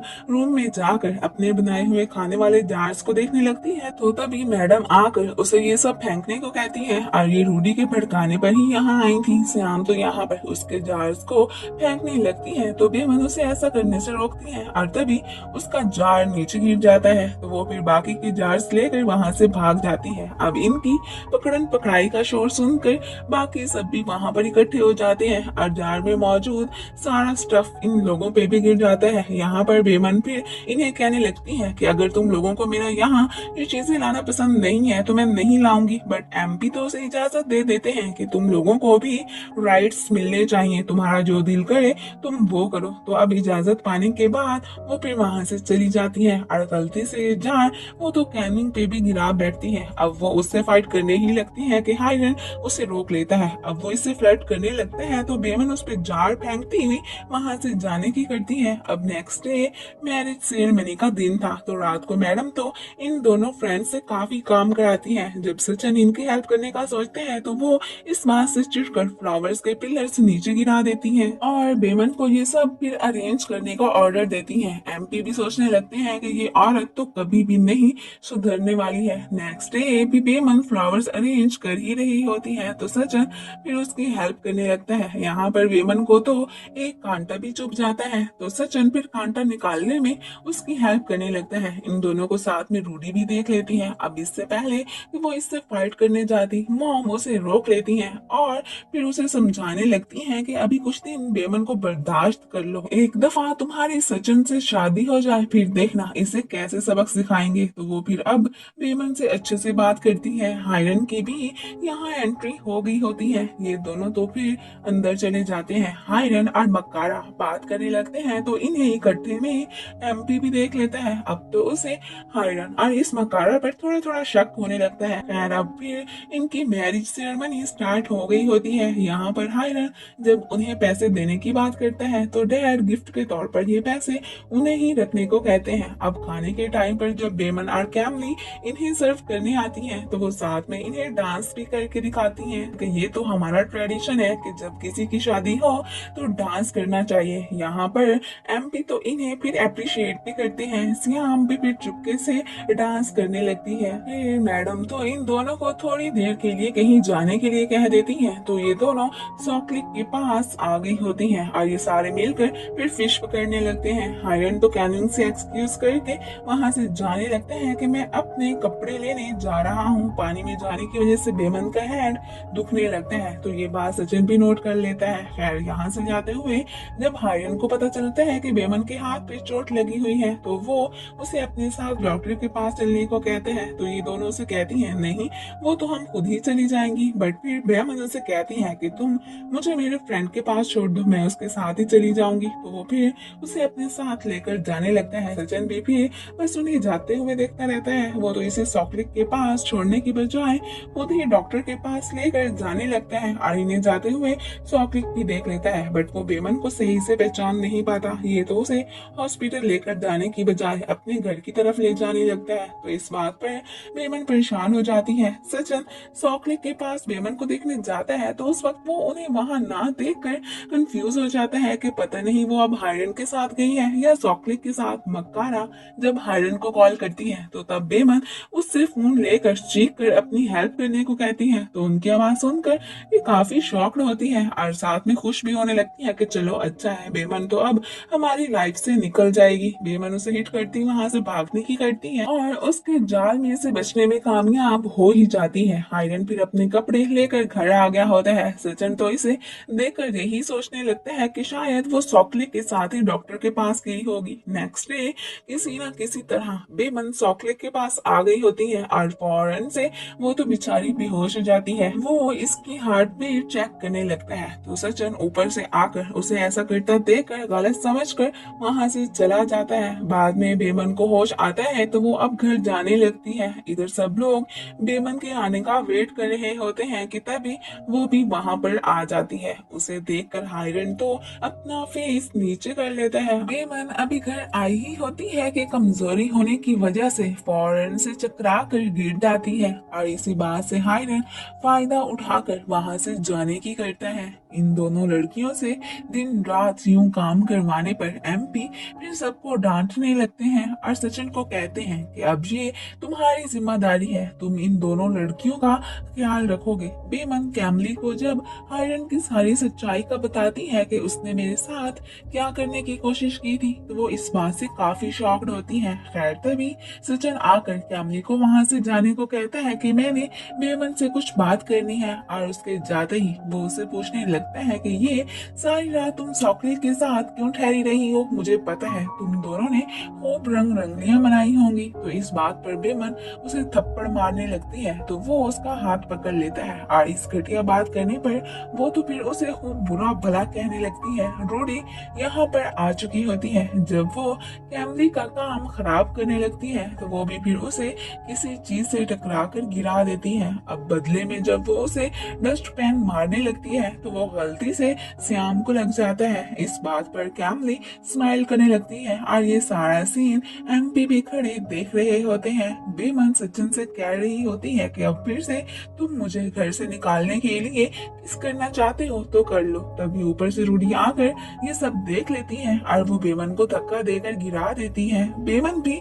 फिर उसे और छुड़ाने के लिए कह देती है कि मेरा क्या कसूर है जो मुझे धक्का दिया, सचिन ही मुझे किस कर रहा था। तो इस बात पर वो सचिन को थप्पड़ मार देती है और फिर इमोशनल होती हुई वहां से जाने लगती है और इसकी शिकायत मॉम से लगाकर इससे नाराज होकर घर से ही चली जाती है। अब फिर इसे सचिन कॉल्स करता है बट वो पिक नहीं करती, तो ये फिर अब उससे मिलने घर जाने लगता है। अब ये उससे मिलने उसी घर के सामने आ गया होता है जहाँ पर वो उसे ड्रॉप करने आया था। अब मकारा इसे यहाँ देखकर काफी सरप्राइज होती है और फौरन से रूडी को कॉल करके सचिन को कहीं और जाने के लिए कहती है, क्योंकि अब उनकी चोरी पकड़ी जो जा रही थी। तो वो भी फिर उसे कॉल करके कोई एक्सक्यूज बनाकर उसे घर की बजाय किसी और प्लेस पर मिलने के लिए बुलाती है। श्याम, कैमली और बेमन को अब लाइट्स ऑफ करके सोने के लिए कहती है। उन्हें तो अब अपने बिजनेस पे भी जाना था, तो उन्हें डर था कि कोई उन्हें जाता देख न ले, सो वो सबको घर में रखने के लिए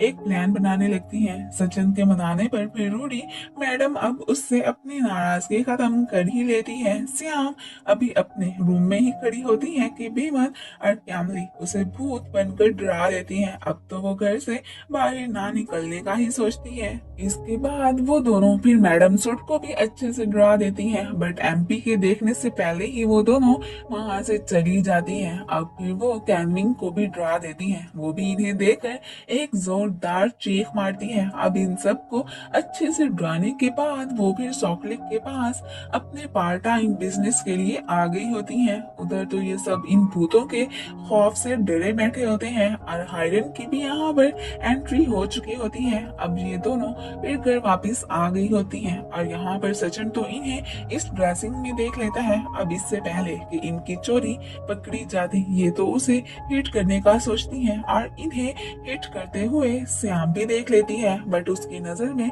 तो ये दोनों घोस्ट ही होती हैं। ये दोनों फिर अपना काम करके अब बड़े मजे से रूम में आ गई होती हैं। सचिन को हिट करने पर ये दोनों तो खास तौर पर बहुत ही ज्यादा खुश होती हैं, क्योंकि वो हर वक्त इन्हें तंग जो करता रहता था। मैडम फिर श्याम को इन दोनों लड़कियों को यहाँ बुलाने के लिए कहती है। अब जब ये उन्हें लेने जाती है तो तब ये दोनों उसके सामने ऐसे नाटक करने लगती हैं कि जैसे ये बहुत बड़ी गहरी नींद से जागी हो। अब फिर ये दोनों वहाँ आ गई होती हैं। इन सब के पूछने पर वो इन्हें बताती हैं कि हम दोनों तो इस वक्त सो रही थी, और फिर वो दोनों तो एमपी से 3 दिनों के लिए लीव भी मांगती हैं, तो वो इन्हें दे देते हैं। इस बात से ये दोनों बहुत खुश होती हैं। पेक्ट्रा के साथ तो किसी ने स्कैम कर लिया होता है और वो पनाह लेने फिर मकारा के घर आई होती है। इसके साथ तो ऐसा ही होना चाहिए था।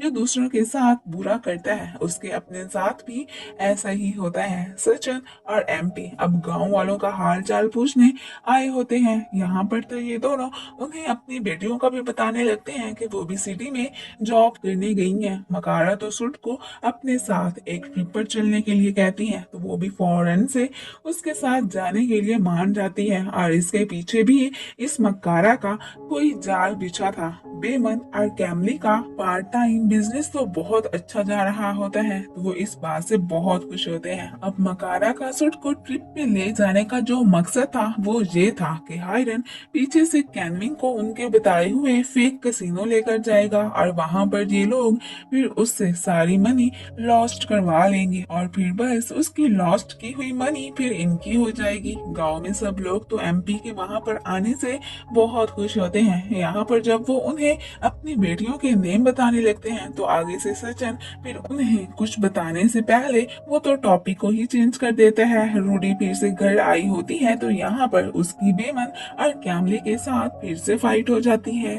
उससे फाइट करने के बाद बेमन तो एग्जाम देने चली जाती है। एमपी तो गांव वालों को यकीन दिलाते हैं कि मैं आप लोगों को आपकी जमीनें जरूर वापस दिला कर रहूंगा। हायरन तो प्लान के मुताबिक कैमिंग को कसिनो लेकर आ गया होता है। बेमन सॉकलिक को उनका इतना ख्याल रखने पर थैंक्स कह रही होती है। सचिन जब इन्हें इकट्ठे देखता है तो जेलिसी के मारे वो तो गाड़ी रुकवा कर उसके पास आकर उसे कहने लगता है कि मुझे पता है कि रात को घोस्ट बनकर तुम दोनों ही फिर रही थी। ये सुनकर वो काफी शॉक्ड होती है। खैर फिर ऊपर से एमपी आकर उनसे पूछते हैं कि क्या तुम अपने गांव की लड़कियों को जानती हो जो यहाँ आई हुई हैं? तो इससे पहले कि सॉकलिक उन्हें सच बताता बेमन उसे चुप करा देती है। सचिन तो डैड को वहाँ से जाने का कहकर खुद बेमन के साथ पैदल ही जाने लगता है। बेमन उसके साथ जाना तो नहीं चाहती थी लेकिन फिर भी वो उसे घसीटता हुआ अपने साथ लेकर जाने ही लगता है।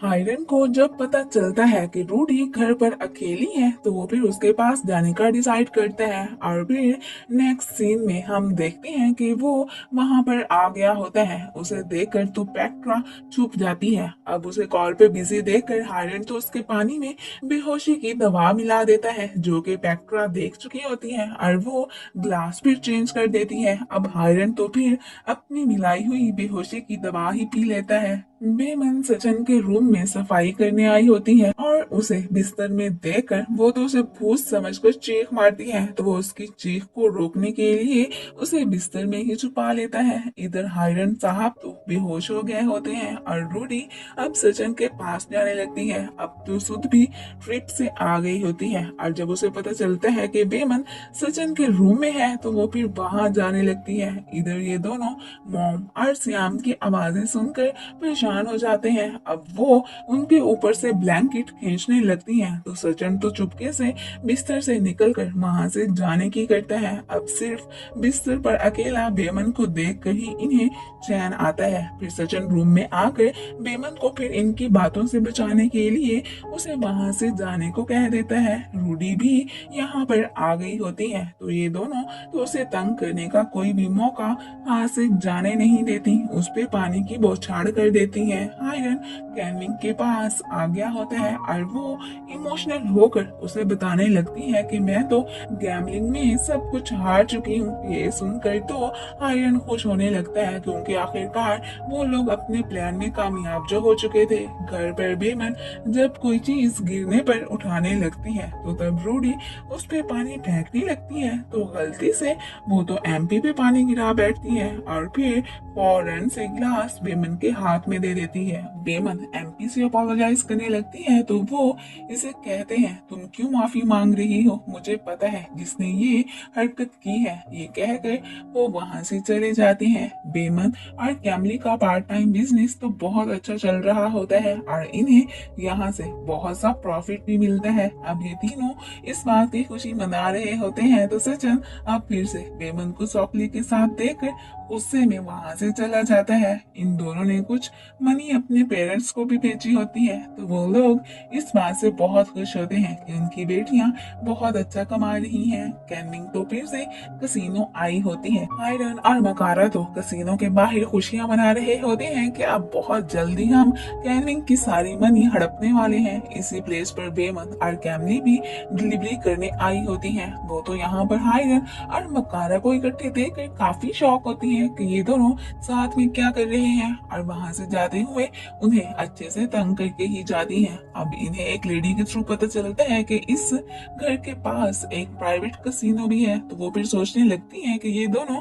कसिनो के बाहर क्या कर रहे हैं और यहाँ से वापसी पर फिर से उसे टक्कर मार के ही जाती हैं। रूडी सचिन के साथ एंगेजमेंट का ड्रेस खरीदने आई होती है। अब तो सचिन को अपने एंगेजमेंट से जरा भी खुशी नहीं हो रही होती, क्योंकि उसके दिल में अब बेमन जगह बना चुकी थी। अब ये दोनों शॉपिंग करके जिस रोड से वापस जा रहे होते हैं वहीं से ही बेमन और कैमली भी आ रही होती हैं और इनकी एक जोरदार टक्कर हो जाती है। सचिन का तो पाँव बाइक के नीचे ही आ जाता है। अब ये तीनों उसे हॉस्पिटल से वापस घर लेकर जा रही होती हैं। यहाँ पर रूडी तो मॉम से बात करने में बिजी हो जाती है और बेमन तो सचिन को इस सब के लिए सॉरी कहने लगती है। तो वो भी फिर उसके हाथ पे अपना हाथ रख के कहते हैं कि कोई बात नहीं। अब इन्हें आई कांटेक्ट करते हुए रूडी भी देख लेती है। वो बेमन से फाइट करने आ ही रही होती है कि तभी सचिन की wheel chair out of control हो जाती है और वो सीधा जाके एक गाड़ी से टकराता है। अब जो टांग की हड्डी टूटने से बच गई थी वो भी तकरीबन टूट ही जाती है। गाड़ी से टकराने से रूडी की नोज से तो ब्लड निकलने लगता है। इधर कसीनो में ये लोग कैनविंग को जितना लूट सकते थे उससे भी ज्यादा लूटते हैं और उस पे कर्ज का अंबार लगा देते हैं। वो इस बात से बहुत टेंस होती है। वो इनके जाल में कंप्लीटली फंस चुकी थी और घर जाते हुए भी वो काफी एम्बेरसमेंट फील कर रही होती है। तो हाइडन फिर उसे हौसला देता हुआ अंदर ले जाने लगता है। अब यहाँ पर चोट लगने की वजह से सचिन और रूडी की एंगेजमेंट फिलहाल के लिए पोस्टपोन कर दी गई थी। इस बात से बेमन और कैमरी को तो बहुत दिली सुकून मिलता है। अब हाइडन और कैनविंग भी वहाँ आ चुके होते हैं। कैनविंग तो फिर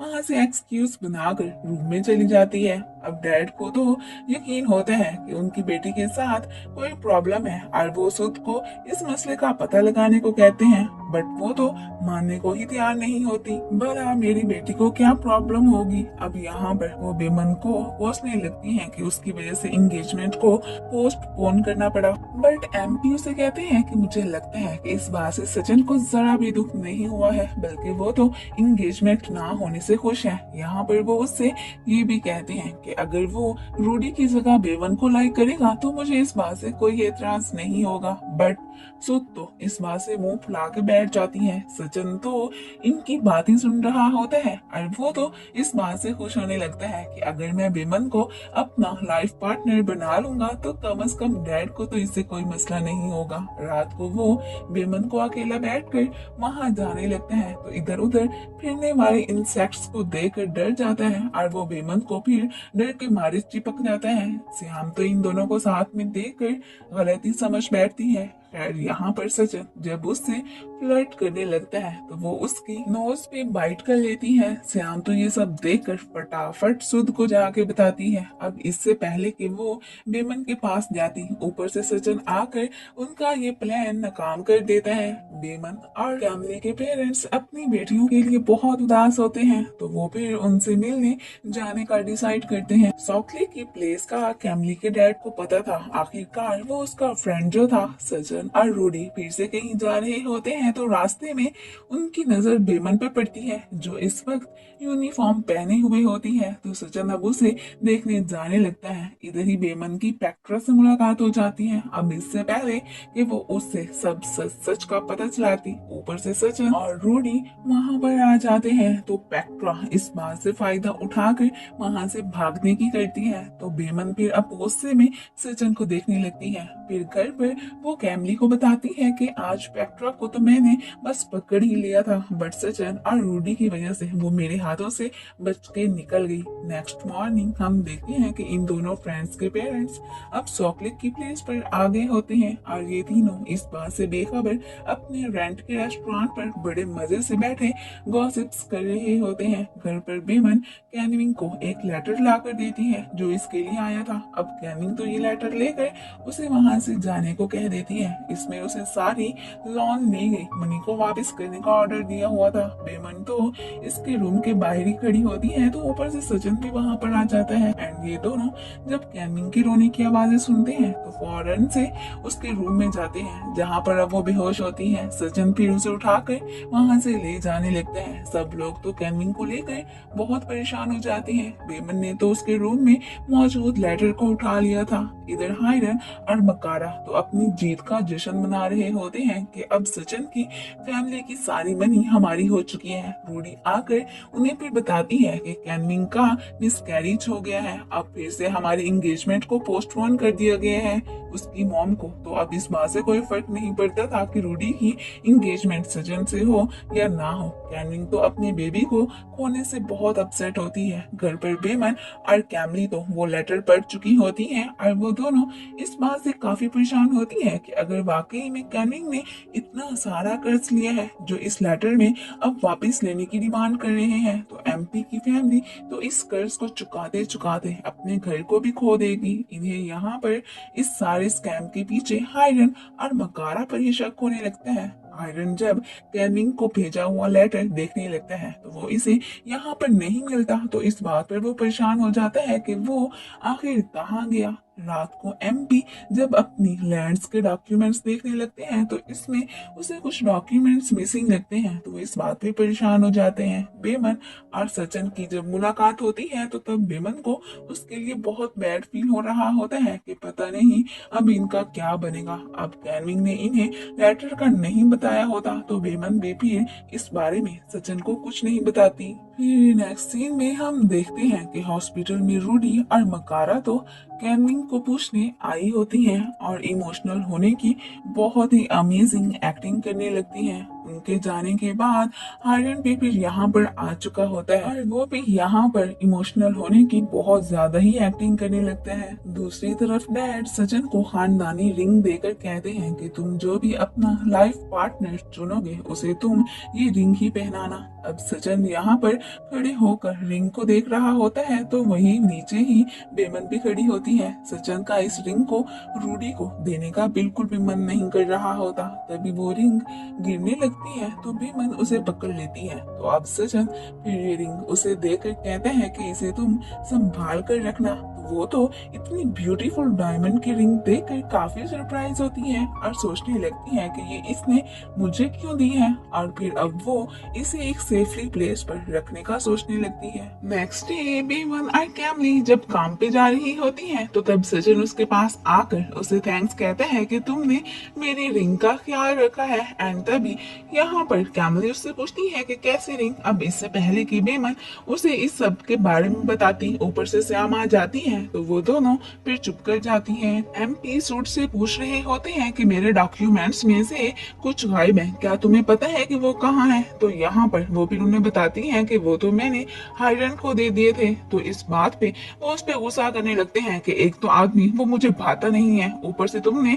उसे डॉक्यूमेंट्स भी दे दिए। एंड तभी यहाँ पर सचिन भी आ जाता है और इसी बात को लेकर एमपी की अचानक से फिर तबीयत भी खराब हो जाती है। दूसरी तरफ सॉक्लिक को भी पता चल गया होता है कि बेमन और कैमली के पेरेंट्स यहाँ पर आ चुके हैं। एंड तभी यहाँ पर बेमन और कैमली भी आ जाती हैं और वो तो अपने पेरेंट्स को यहाँ देखकर बहुत खुश होती हैं। दूसरी तरफ एमपी और उनकी बेगम की फिर से खटपट हो जाती है तो वो फिर अब अपनी बेटी के रूम में जाने लगती हैं। बेमन और कैमली तो अपने पेरेंट्स को अपने ही छोटे वाले रेस्टोरेंट से ब्रेकफास्ट करवाती हैं। सचिन कैनमिंग को डांट रहा होता है कि तुमने हायरन को सारे डॉक्यूमेंट्स क्यों दिए थे। तभी ऊपर से मॉम भी वहाँ पर आ जाती हैं और वो अपनी बेटी का ही साथ देने लगती हैं कि वो अभी बीमार है और तुम उसे क्यों डांट रहे हो। और साथ में उसे ये भी कहती हैं कि अभी तो फिलहाल तुम अपनी एंगेजमेंट की तैयारी करो। ये सुनकर तो वो काफी शॉक होता है। रूडी अपनी मॉम को बता रही होती है कि आज मैं अपनी रिंग लेने जा रही हूँ। इस बात से तो वो खुश हो जाती है और वो भी फिर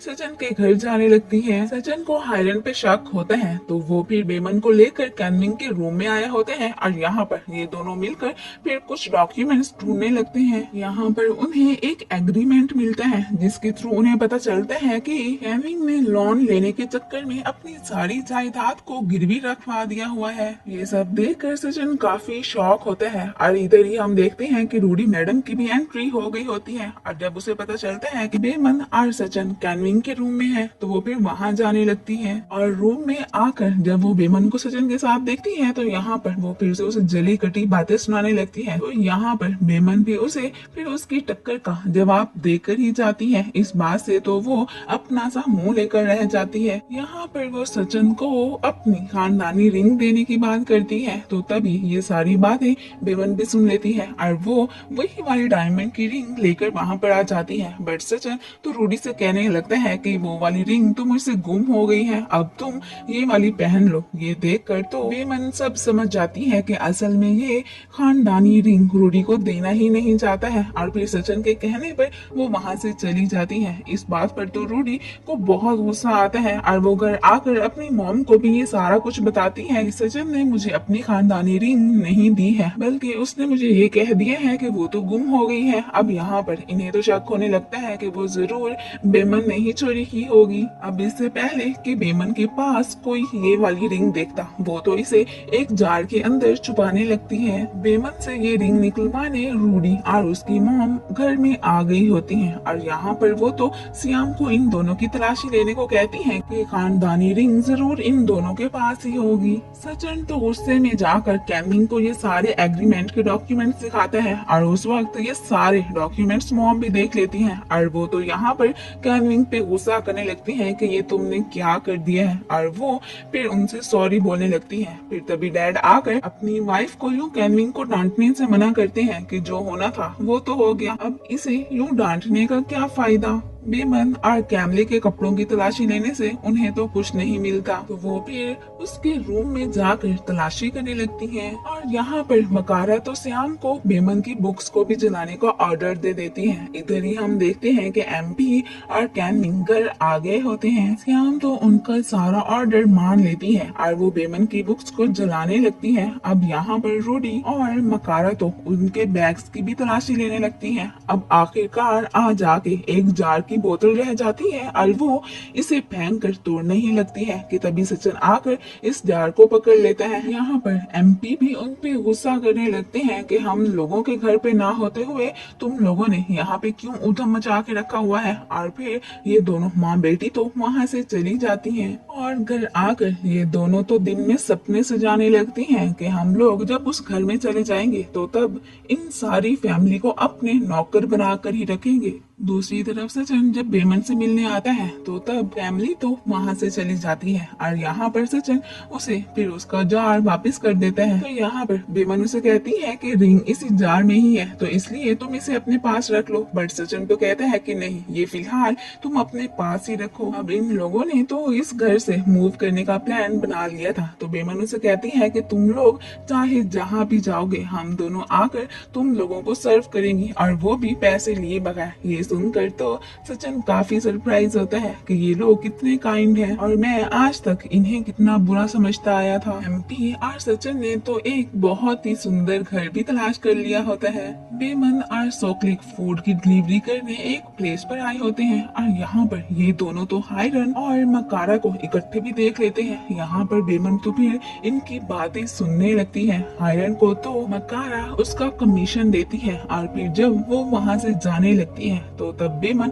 सोक्लिक से कहकर उसका पीछा करने को कहती है। इस तरह वो तो फिर रूडी और उसका घर भी देख लेती है। उसके घर के बाहर वो तो पेट्रा को देखकर काफी शॉक होती है और यहाँ पर वो तो उसका बैग छीनकर भागने की करती है। सो तो इस पैलेस जैसे घर से मूव करने का सुनकर बहुत ही शॉक होती है और उसका तो दिल ही नहीं कर रहा होता कि वो इस घर को छोड़कर कहीं और जाए। आखिरकार उसकी रेपुटेशन का सवाल था। बेमन और कैमली पेट्रा के बैग में से कुछ देख ही रहे होते हैं कि तभी सचिन आकर उन्हें कहता है कि एमपी तुम लोगों को बुला रहे हैं। फिर नेक्स्ट सीन में हम देखते हैं कि वो सब लोग एमपी के पास इकट्ठे हो गए होते हैं और यहाँ पर वो उन्हें बता देते हैं कि हम इस घर से मूव कर रहे हैं, तो आप लोग कहीं और जाकर नौकरियां तलाश कर लो। बट यहाँ पर बेमन और कैमली उन्हें कहती हैं कि आप लोग जहाँ जाओगे हम भी आप लोगों के साथ ही आएंगी। यहाँ पर मक्कारा की भी एंट्री हो गई होती है और वो सुध के कहने पर ही यहाँ आई थी और वो तो उसे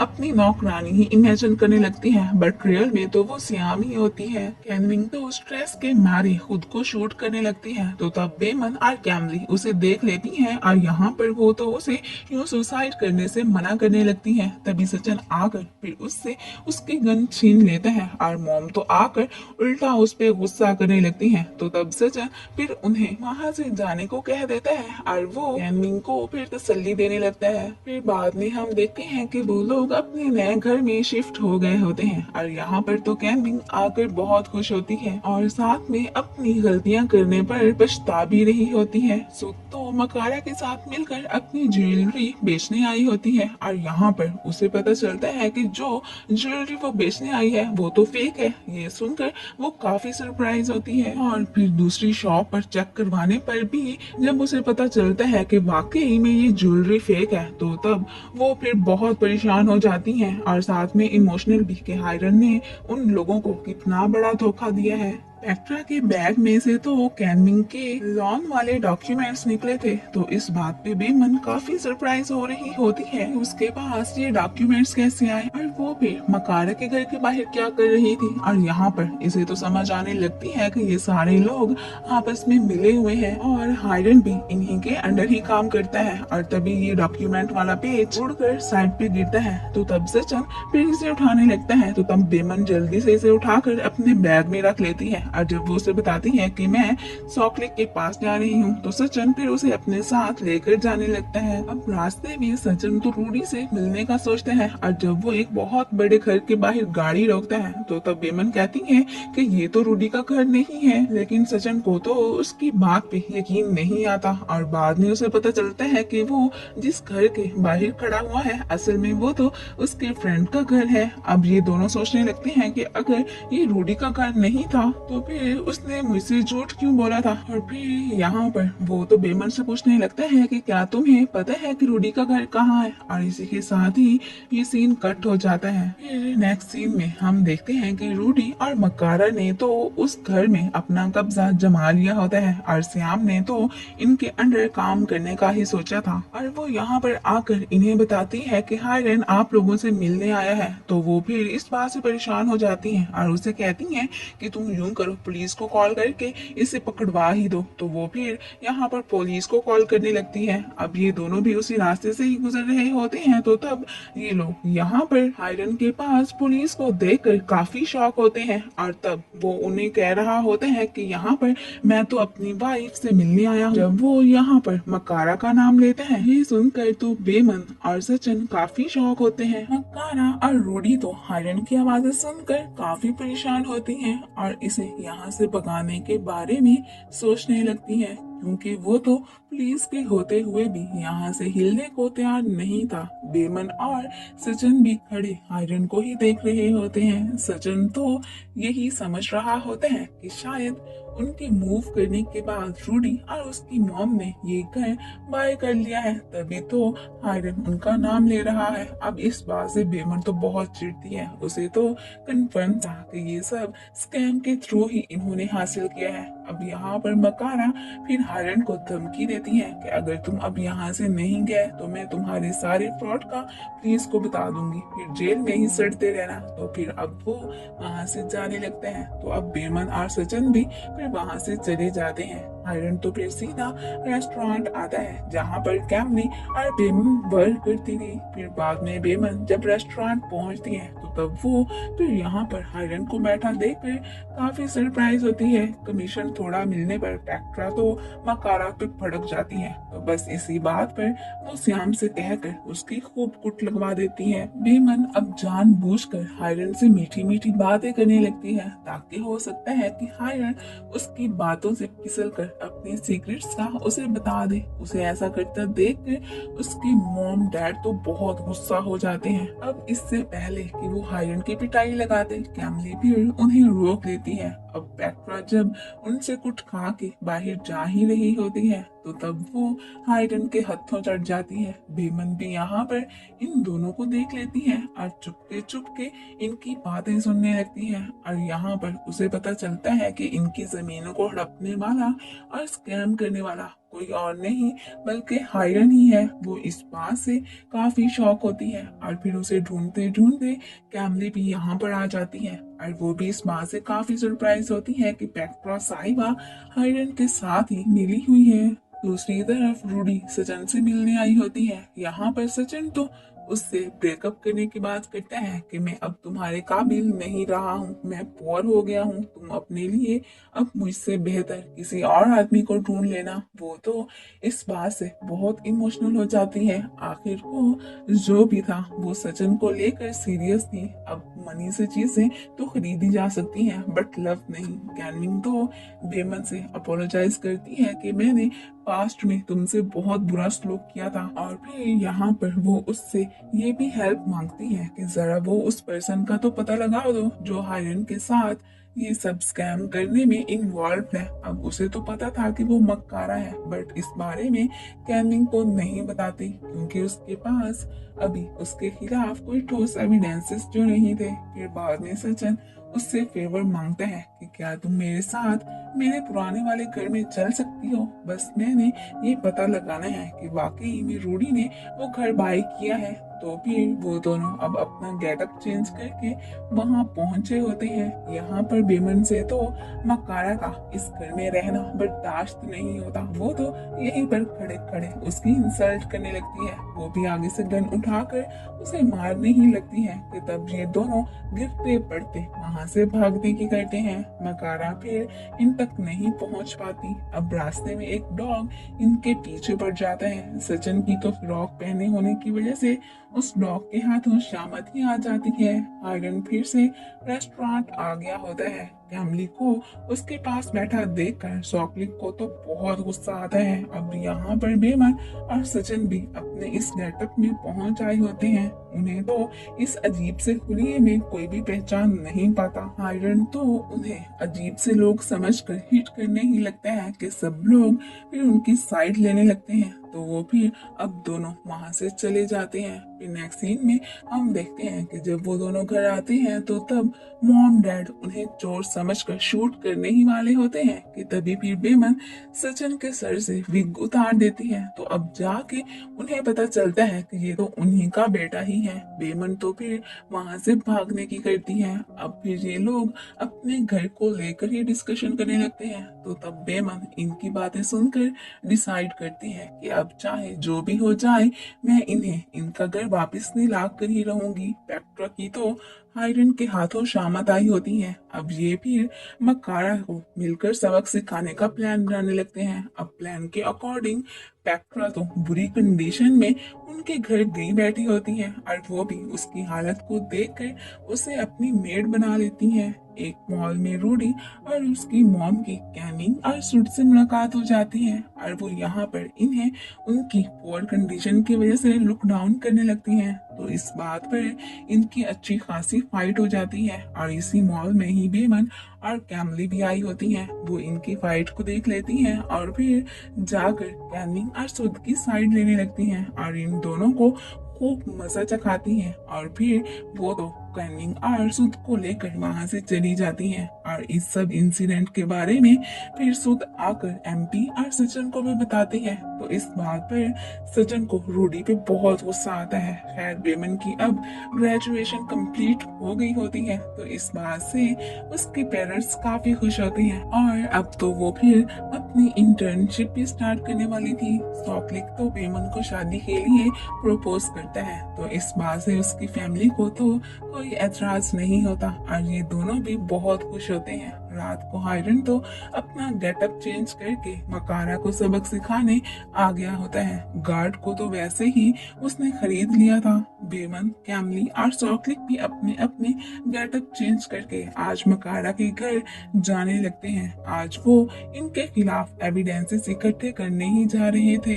यहाँ पर कोइंसिडेंटली जब बेमन की नजर कैमली की रिंग पर पड़ती है तो वो उसके पूछने पर वो उसे बताती है कि सॉकलिक ने मुझे प्रपोज किया है। तो इस बात से बेमन काफी खुश होती है। सचिन अपने फ्रेंड के पास आया होता है और उसने तो उसके लिए जिस लॉयर का अरेंज किया होता है एक्चुअली में वो बेमन ही होती है, जिसका अभी सचिन को पता नहीं होता। यहाँ से जाते हुए वो तो इन दोनों को भी इंटरप्ट करके ही जाते हैं। अब ये तो वॉल कूद कर घर आ गए होते हैं और इसी टाइम पर ही हायरन साहब भी अपनी एंट्री यहाँ दे चुके होते हैं। हायरन तो पहले ही मकारा के रूम में जाता है। ये तीनों भी उसे फॉलो करते हुए वहाँ आ गए होते हैं और यहाँ पर ये उनकी रिकॉर्डिंग करने लगते हैं। अब तो उनकी बातों से इन्हें साफ साफ पता चल जाता है कि पेक्ट्रा भी इन्हीं की सबऑर्डिनेट थी और इन सब ने मिलकर ही ना सिर्फ गांव वालों के साथ स्कैम किया था बल्कि सचिन की फैमिली के साथ भी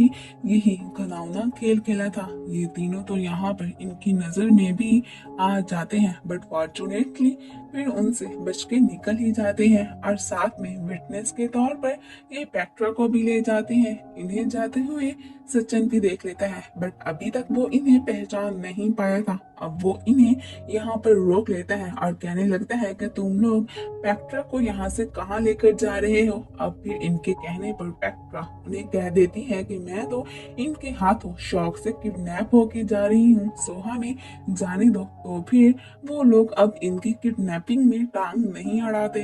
आयरन तो मकारा से कहता है या तो अपनी बेटी की इज्जत बचा लो या फिर अपनी सारी मनी मुझे दे दो। तो वो फिर अपनी बेटी की बचाकर अपनी सारी दौलत उसे दे देती है। और यहाँ पर जब श्याम इन्हें आकर बताती है कि ये जो स्ट्रेंजर्स आज हमारे घर आए थे वो तो विटनेस के तौर पर पेक्ट्रा को अपने साथ लेकर गए हैं। अब इसकी ये बात सुनकर तो उन तीनों के चेहरों की हवाएं ही उड़ जाती हैं। दूसरी तरफ ये तीनों तो इस बात से खुश होते हैं कि इनके पास अब विटनेस के साथ साथ ठोस एविडेंसेस भी हैं। अब चाहे जो भी हो जाए वो मुजरिम तो अब हमारे हाथों से बच के नहीं निकल सकते। सचिन मॉम डैड को अपने न्यू लॉयर का बता रहा होता है एंड आज तो उसका उससे मिलने का प्लान भी होता है। यहाँ पर जब सुड कैमली को अकेले में सफाइयाँ करते देखती है तो वो फिर उससे बेमन का पूछती है कि वो कहाँ गई है। तो वो फिर आगे से उन्हें बस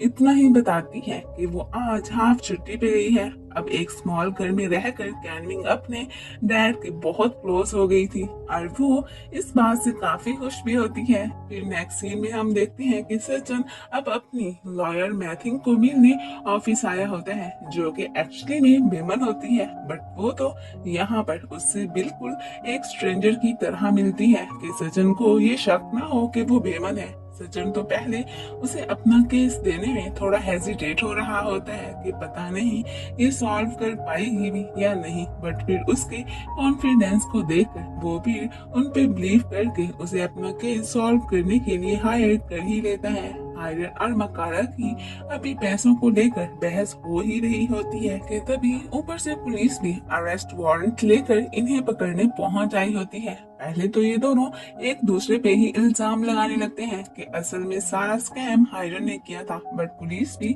भला किसी की सुनती है। वो इन सब को ही पकड़ कर ले जाती है। इनको जाते देख कर श्याम तो उल्टा स्माइल ही करने लगती है। ये लालची औरत भला इसके अलावा और कर भी क्या सकती है। सचिन और उसकी फैमिली अब कोर्ट जा रही होती है एंड फाइनली ये सारे एविडेंसेस और विटनेस को मद्देनजर रखते हुए इन मुजरिमों को सजा ही मिलती है। मकारा साहिबा तो अब सीधी फिर जेल में ही जाने लगती है। यहाँ पर रूडी तो सचिन पर फिर से डोरे डालने लगती है बट अब सचिन भी उसके किसी चक्कर में नहीं आने वाला था। उसे तन्हा छोड़कर अपनी फैमिली के साथ वहां से साइड पे चला जाता है। रूडी तो पीछे बस रोती ही रह जाती है। बुरे लोगों के साथ हमेशा ऐसा ही होता है, जो दूसरों के साथ बुरा करते हैं एंड पे उसे तो इस बात की जरूर सजा मिलती है। खैर फिर सचिन और उसकी फैमिली तो उनके केस को सॉल्व करने पर मेथन को थैंक्स कहती है और वो तो इनसे कोई फीस वगैरह भी नहीं लेती। यहाँ पर कैनविंग उसे अपने घर डिनर पर इनवाइट करती है एंड साथ में उसे ये भी कहती है कि हमारे घर में बिल्कुल तुम्हारी जैसी ही लड़की रहती है। अब उन्हें क्या पता कि ये मैथिंग एक्चुअली में बेमन ही है। यहाँ पर मैथिंग फिर उनसे अपोलोजाइज करती है कि शायद मैं आपके घर ना आ सकूं क्योंकि मैं बहुत जल्दी इस शहर को छोड़कर अपने गांव में एक लॉयर ऑफिस खोलने वाली हूँ। तो वो लोग फिर इस बात पर इसे अप्रिशिएट करते हैं। यहाँ पर बेमन के पेरेंट्स एमपी को बेमन के पास देखकर उनसे मिलने जाने लगते हैं, बट कैमली तो उन्हें वैन का डोर ओपन करने ही नहीं देती। अब अगर ये उनसे मिल लेते तो फिर इनका सीक्रेट रिवील हो जाता, क्योंकि इन्होंने एमपी को ये जो नहीं बताया था कि ये चीफ की ही बेटी है। बेमन जब इन्हें देखती है तो वो फिर एमपी से एक्सक्यूज बनाकर जल्दी से वैन में आकर बैठ जाती हैं। फिर अब मॉम डैड के पूछने पर ये उन्हें सब कुछ सच सच बता देती हैं कि एक्चुअली में हम एमपी के घर काम ही करती रही हैं, बट अभी वो इस सब के बारे में एमपी को कुछ नहीं बताना चाहती थी, तो इसलिए वो अपने पेरेंट्स को भी इस बारे में उन्हें कुछ ना ही बताने को कहती हैं। फिर सुध बेमन को कॉल करके काम पे आने को कहती है, बट वो तो उन्हें कह देती है कि अब मैं वर्क पे नहीं आ सकूंगी क्योंकि मैं अब अपने गांव वापस जा रही हूँ। सुध और कैनविंग वापस घर जाने का प्लान बना रहे होते हैं, बट सचिन और एमपी तो इसी घर में रहने का ही डिसाइड करते हैं। अब सचिन और उसके फादर बेमन को उन्हें यूं फ्री में सर्व करने पर थैंक्स कहने का सोचते हैं और फिर सचिन उसे थैंक्स कहने सॉकलिक की शॉप पे जाते हैं। अब उसे तो यही पता था कि सॉकलिक बेमन का बॉयफ्रेंड है। अब फिर जब उसे ये पता चलता है कि एक्चुअली में बेमन तो जस्ट उसकी फ्रेंड है, जबकि कैमली उसकी गर्लफ्रेंड है। खैर अब तो वो वैसे ही उसकी फियांसी बन चुकी है, तो वो इस सीक्रेट के रिवील होने पर बहुत खुश होता है। फिर सॉकलिक उसके पूछने पर उसे बताते हैं कि बेमन अब गांव वापस जा चुकी है। बेमन अब वो गांव वापस आकर एक लॉयर ऑफिस ओपन कर चुकी होती है। उसने तो खुद ही अपने साथ होने वाले स्कैम के केस को सॉल्व करके सब लोगों की जमीनें उन्हें वापस दिला दी थी। सचिन ने अब गांव वापस जाकर अपनी अनकम्प्लीट डिग्री को कंप्लीट करने का डिसाइड कर लिया होता है। अब वो वहां से जा ही रहा होता है कि तभी कैनविंग भी वहां पर आ जाती है। श्याम तो एमपी से सॉरी बोलती है कि मैं अपने लालच की वजह से मक्कारा और हायरन के साथ मिल गई थी, तो यहाँ पर एमपी को उस पर रहम आ ही जाता है और वो फिर उसे माफ कर देते हैं। अब फिर सुध भी वहां पर आ जाती है और इन सब ने अब एमपी के साथ रहने का प्लान बना लिया था। सुध को एहसास हो गया था कि लाइफ में सिर्फ पैसा जरूरी नहीं होता, बल्कि लव और रिश्ते सबसे ज्यादा इम्पोर्टेंट होते हैं। फिर नेक्स्ट सीन में हम देखते हैं कि सचिन अब गांव आ गया होता है और जब उसे पता चलता है कि मेथंग ने इसी गांव में ही अपना ऑफिस ओपन किया है, तो वो फिर उसे मिलने भी जाता है। यहाँ पर बेमन तो उसे देख के काफी सरप्राइज होती है। अब वो इस कश्मकश में हो जाती है कि क्या सचिन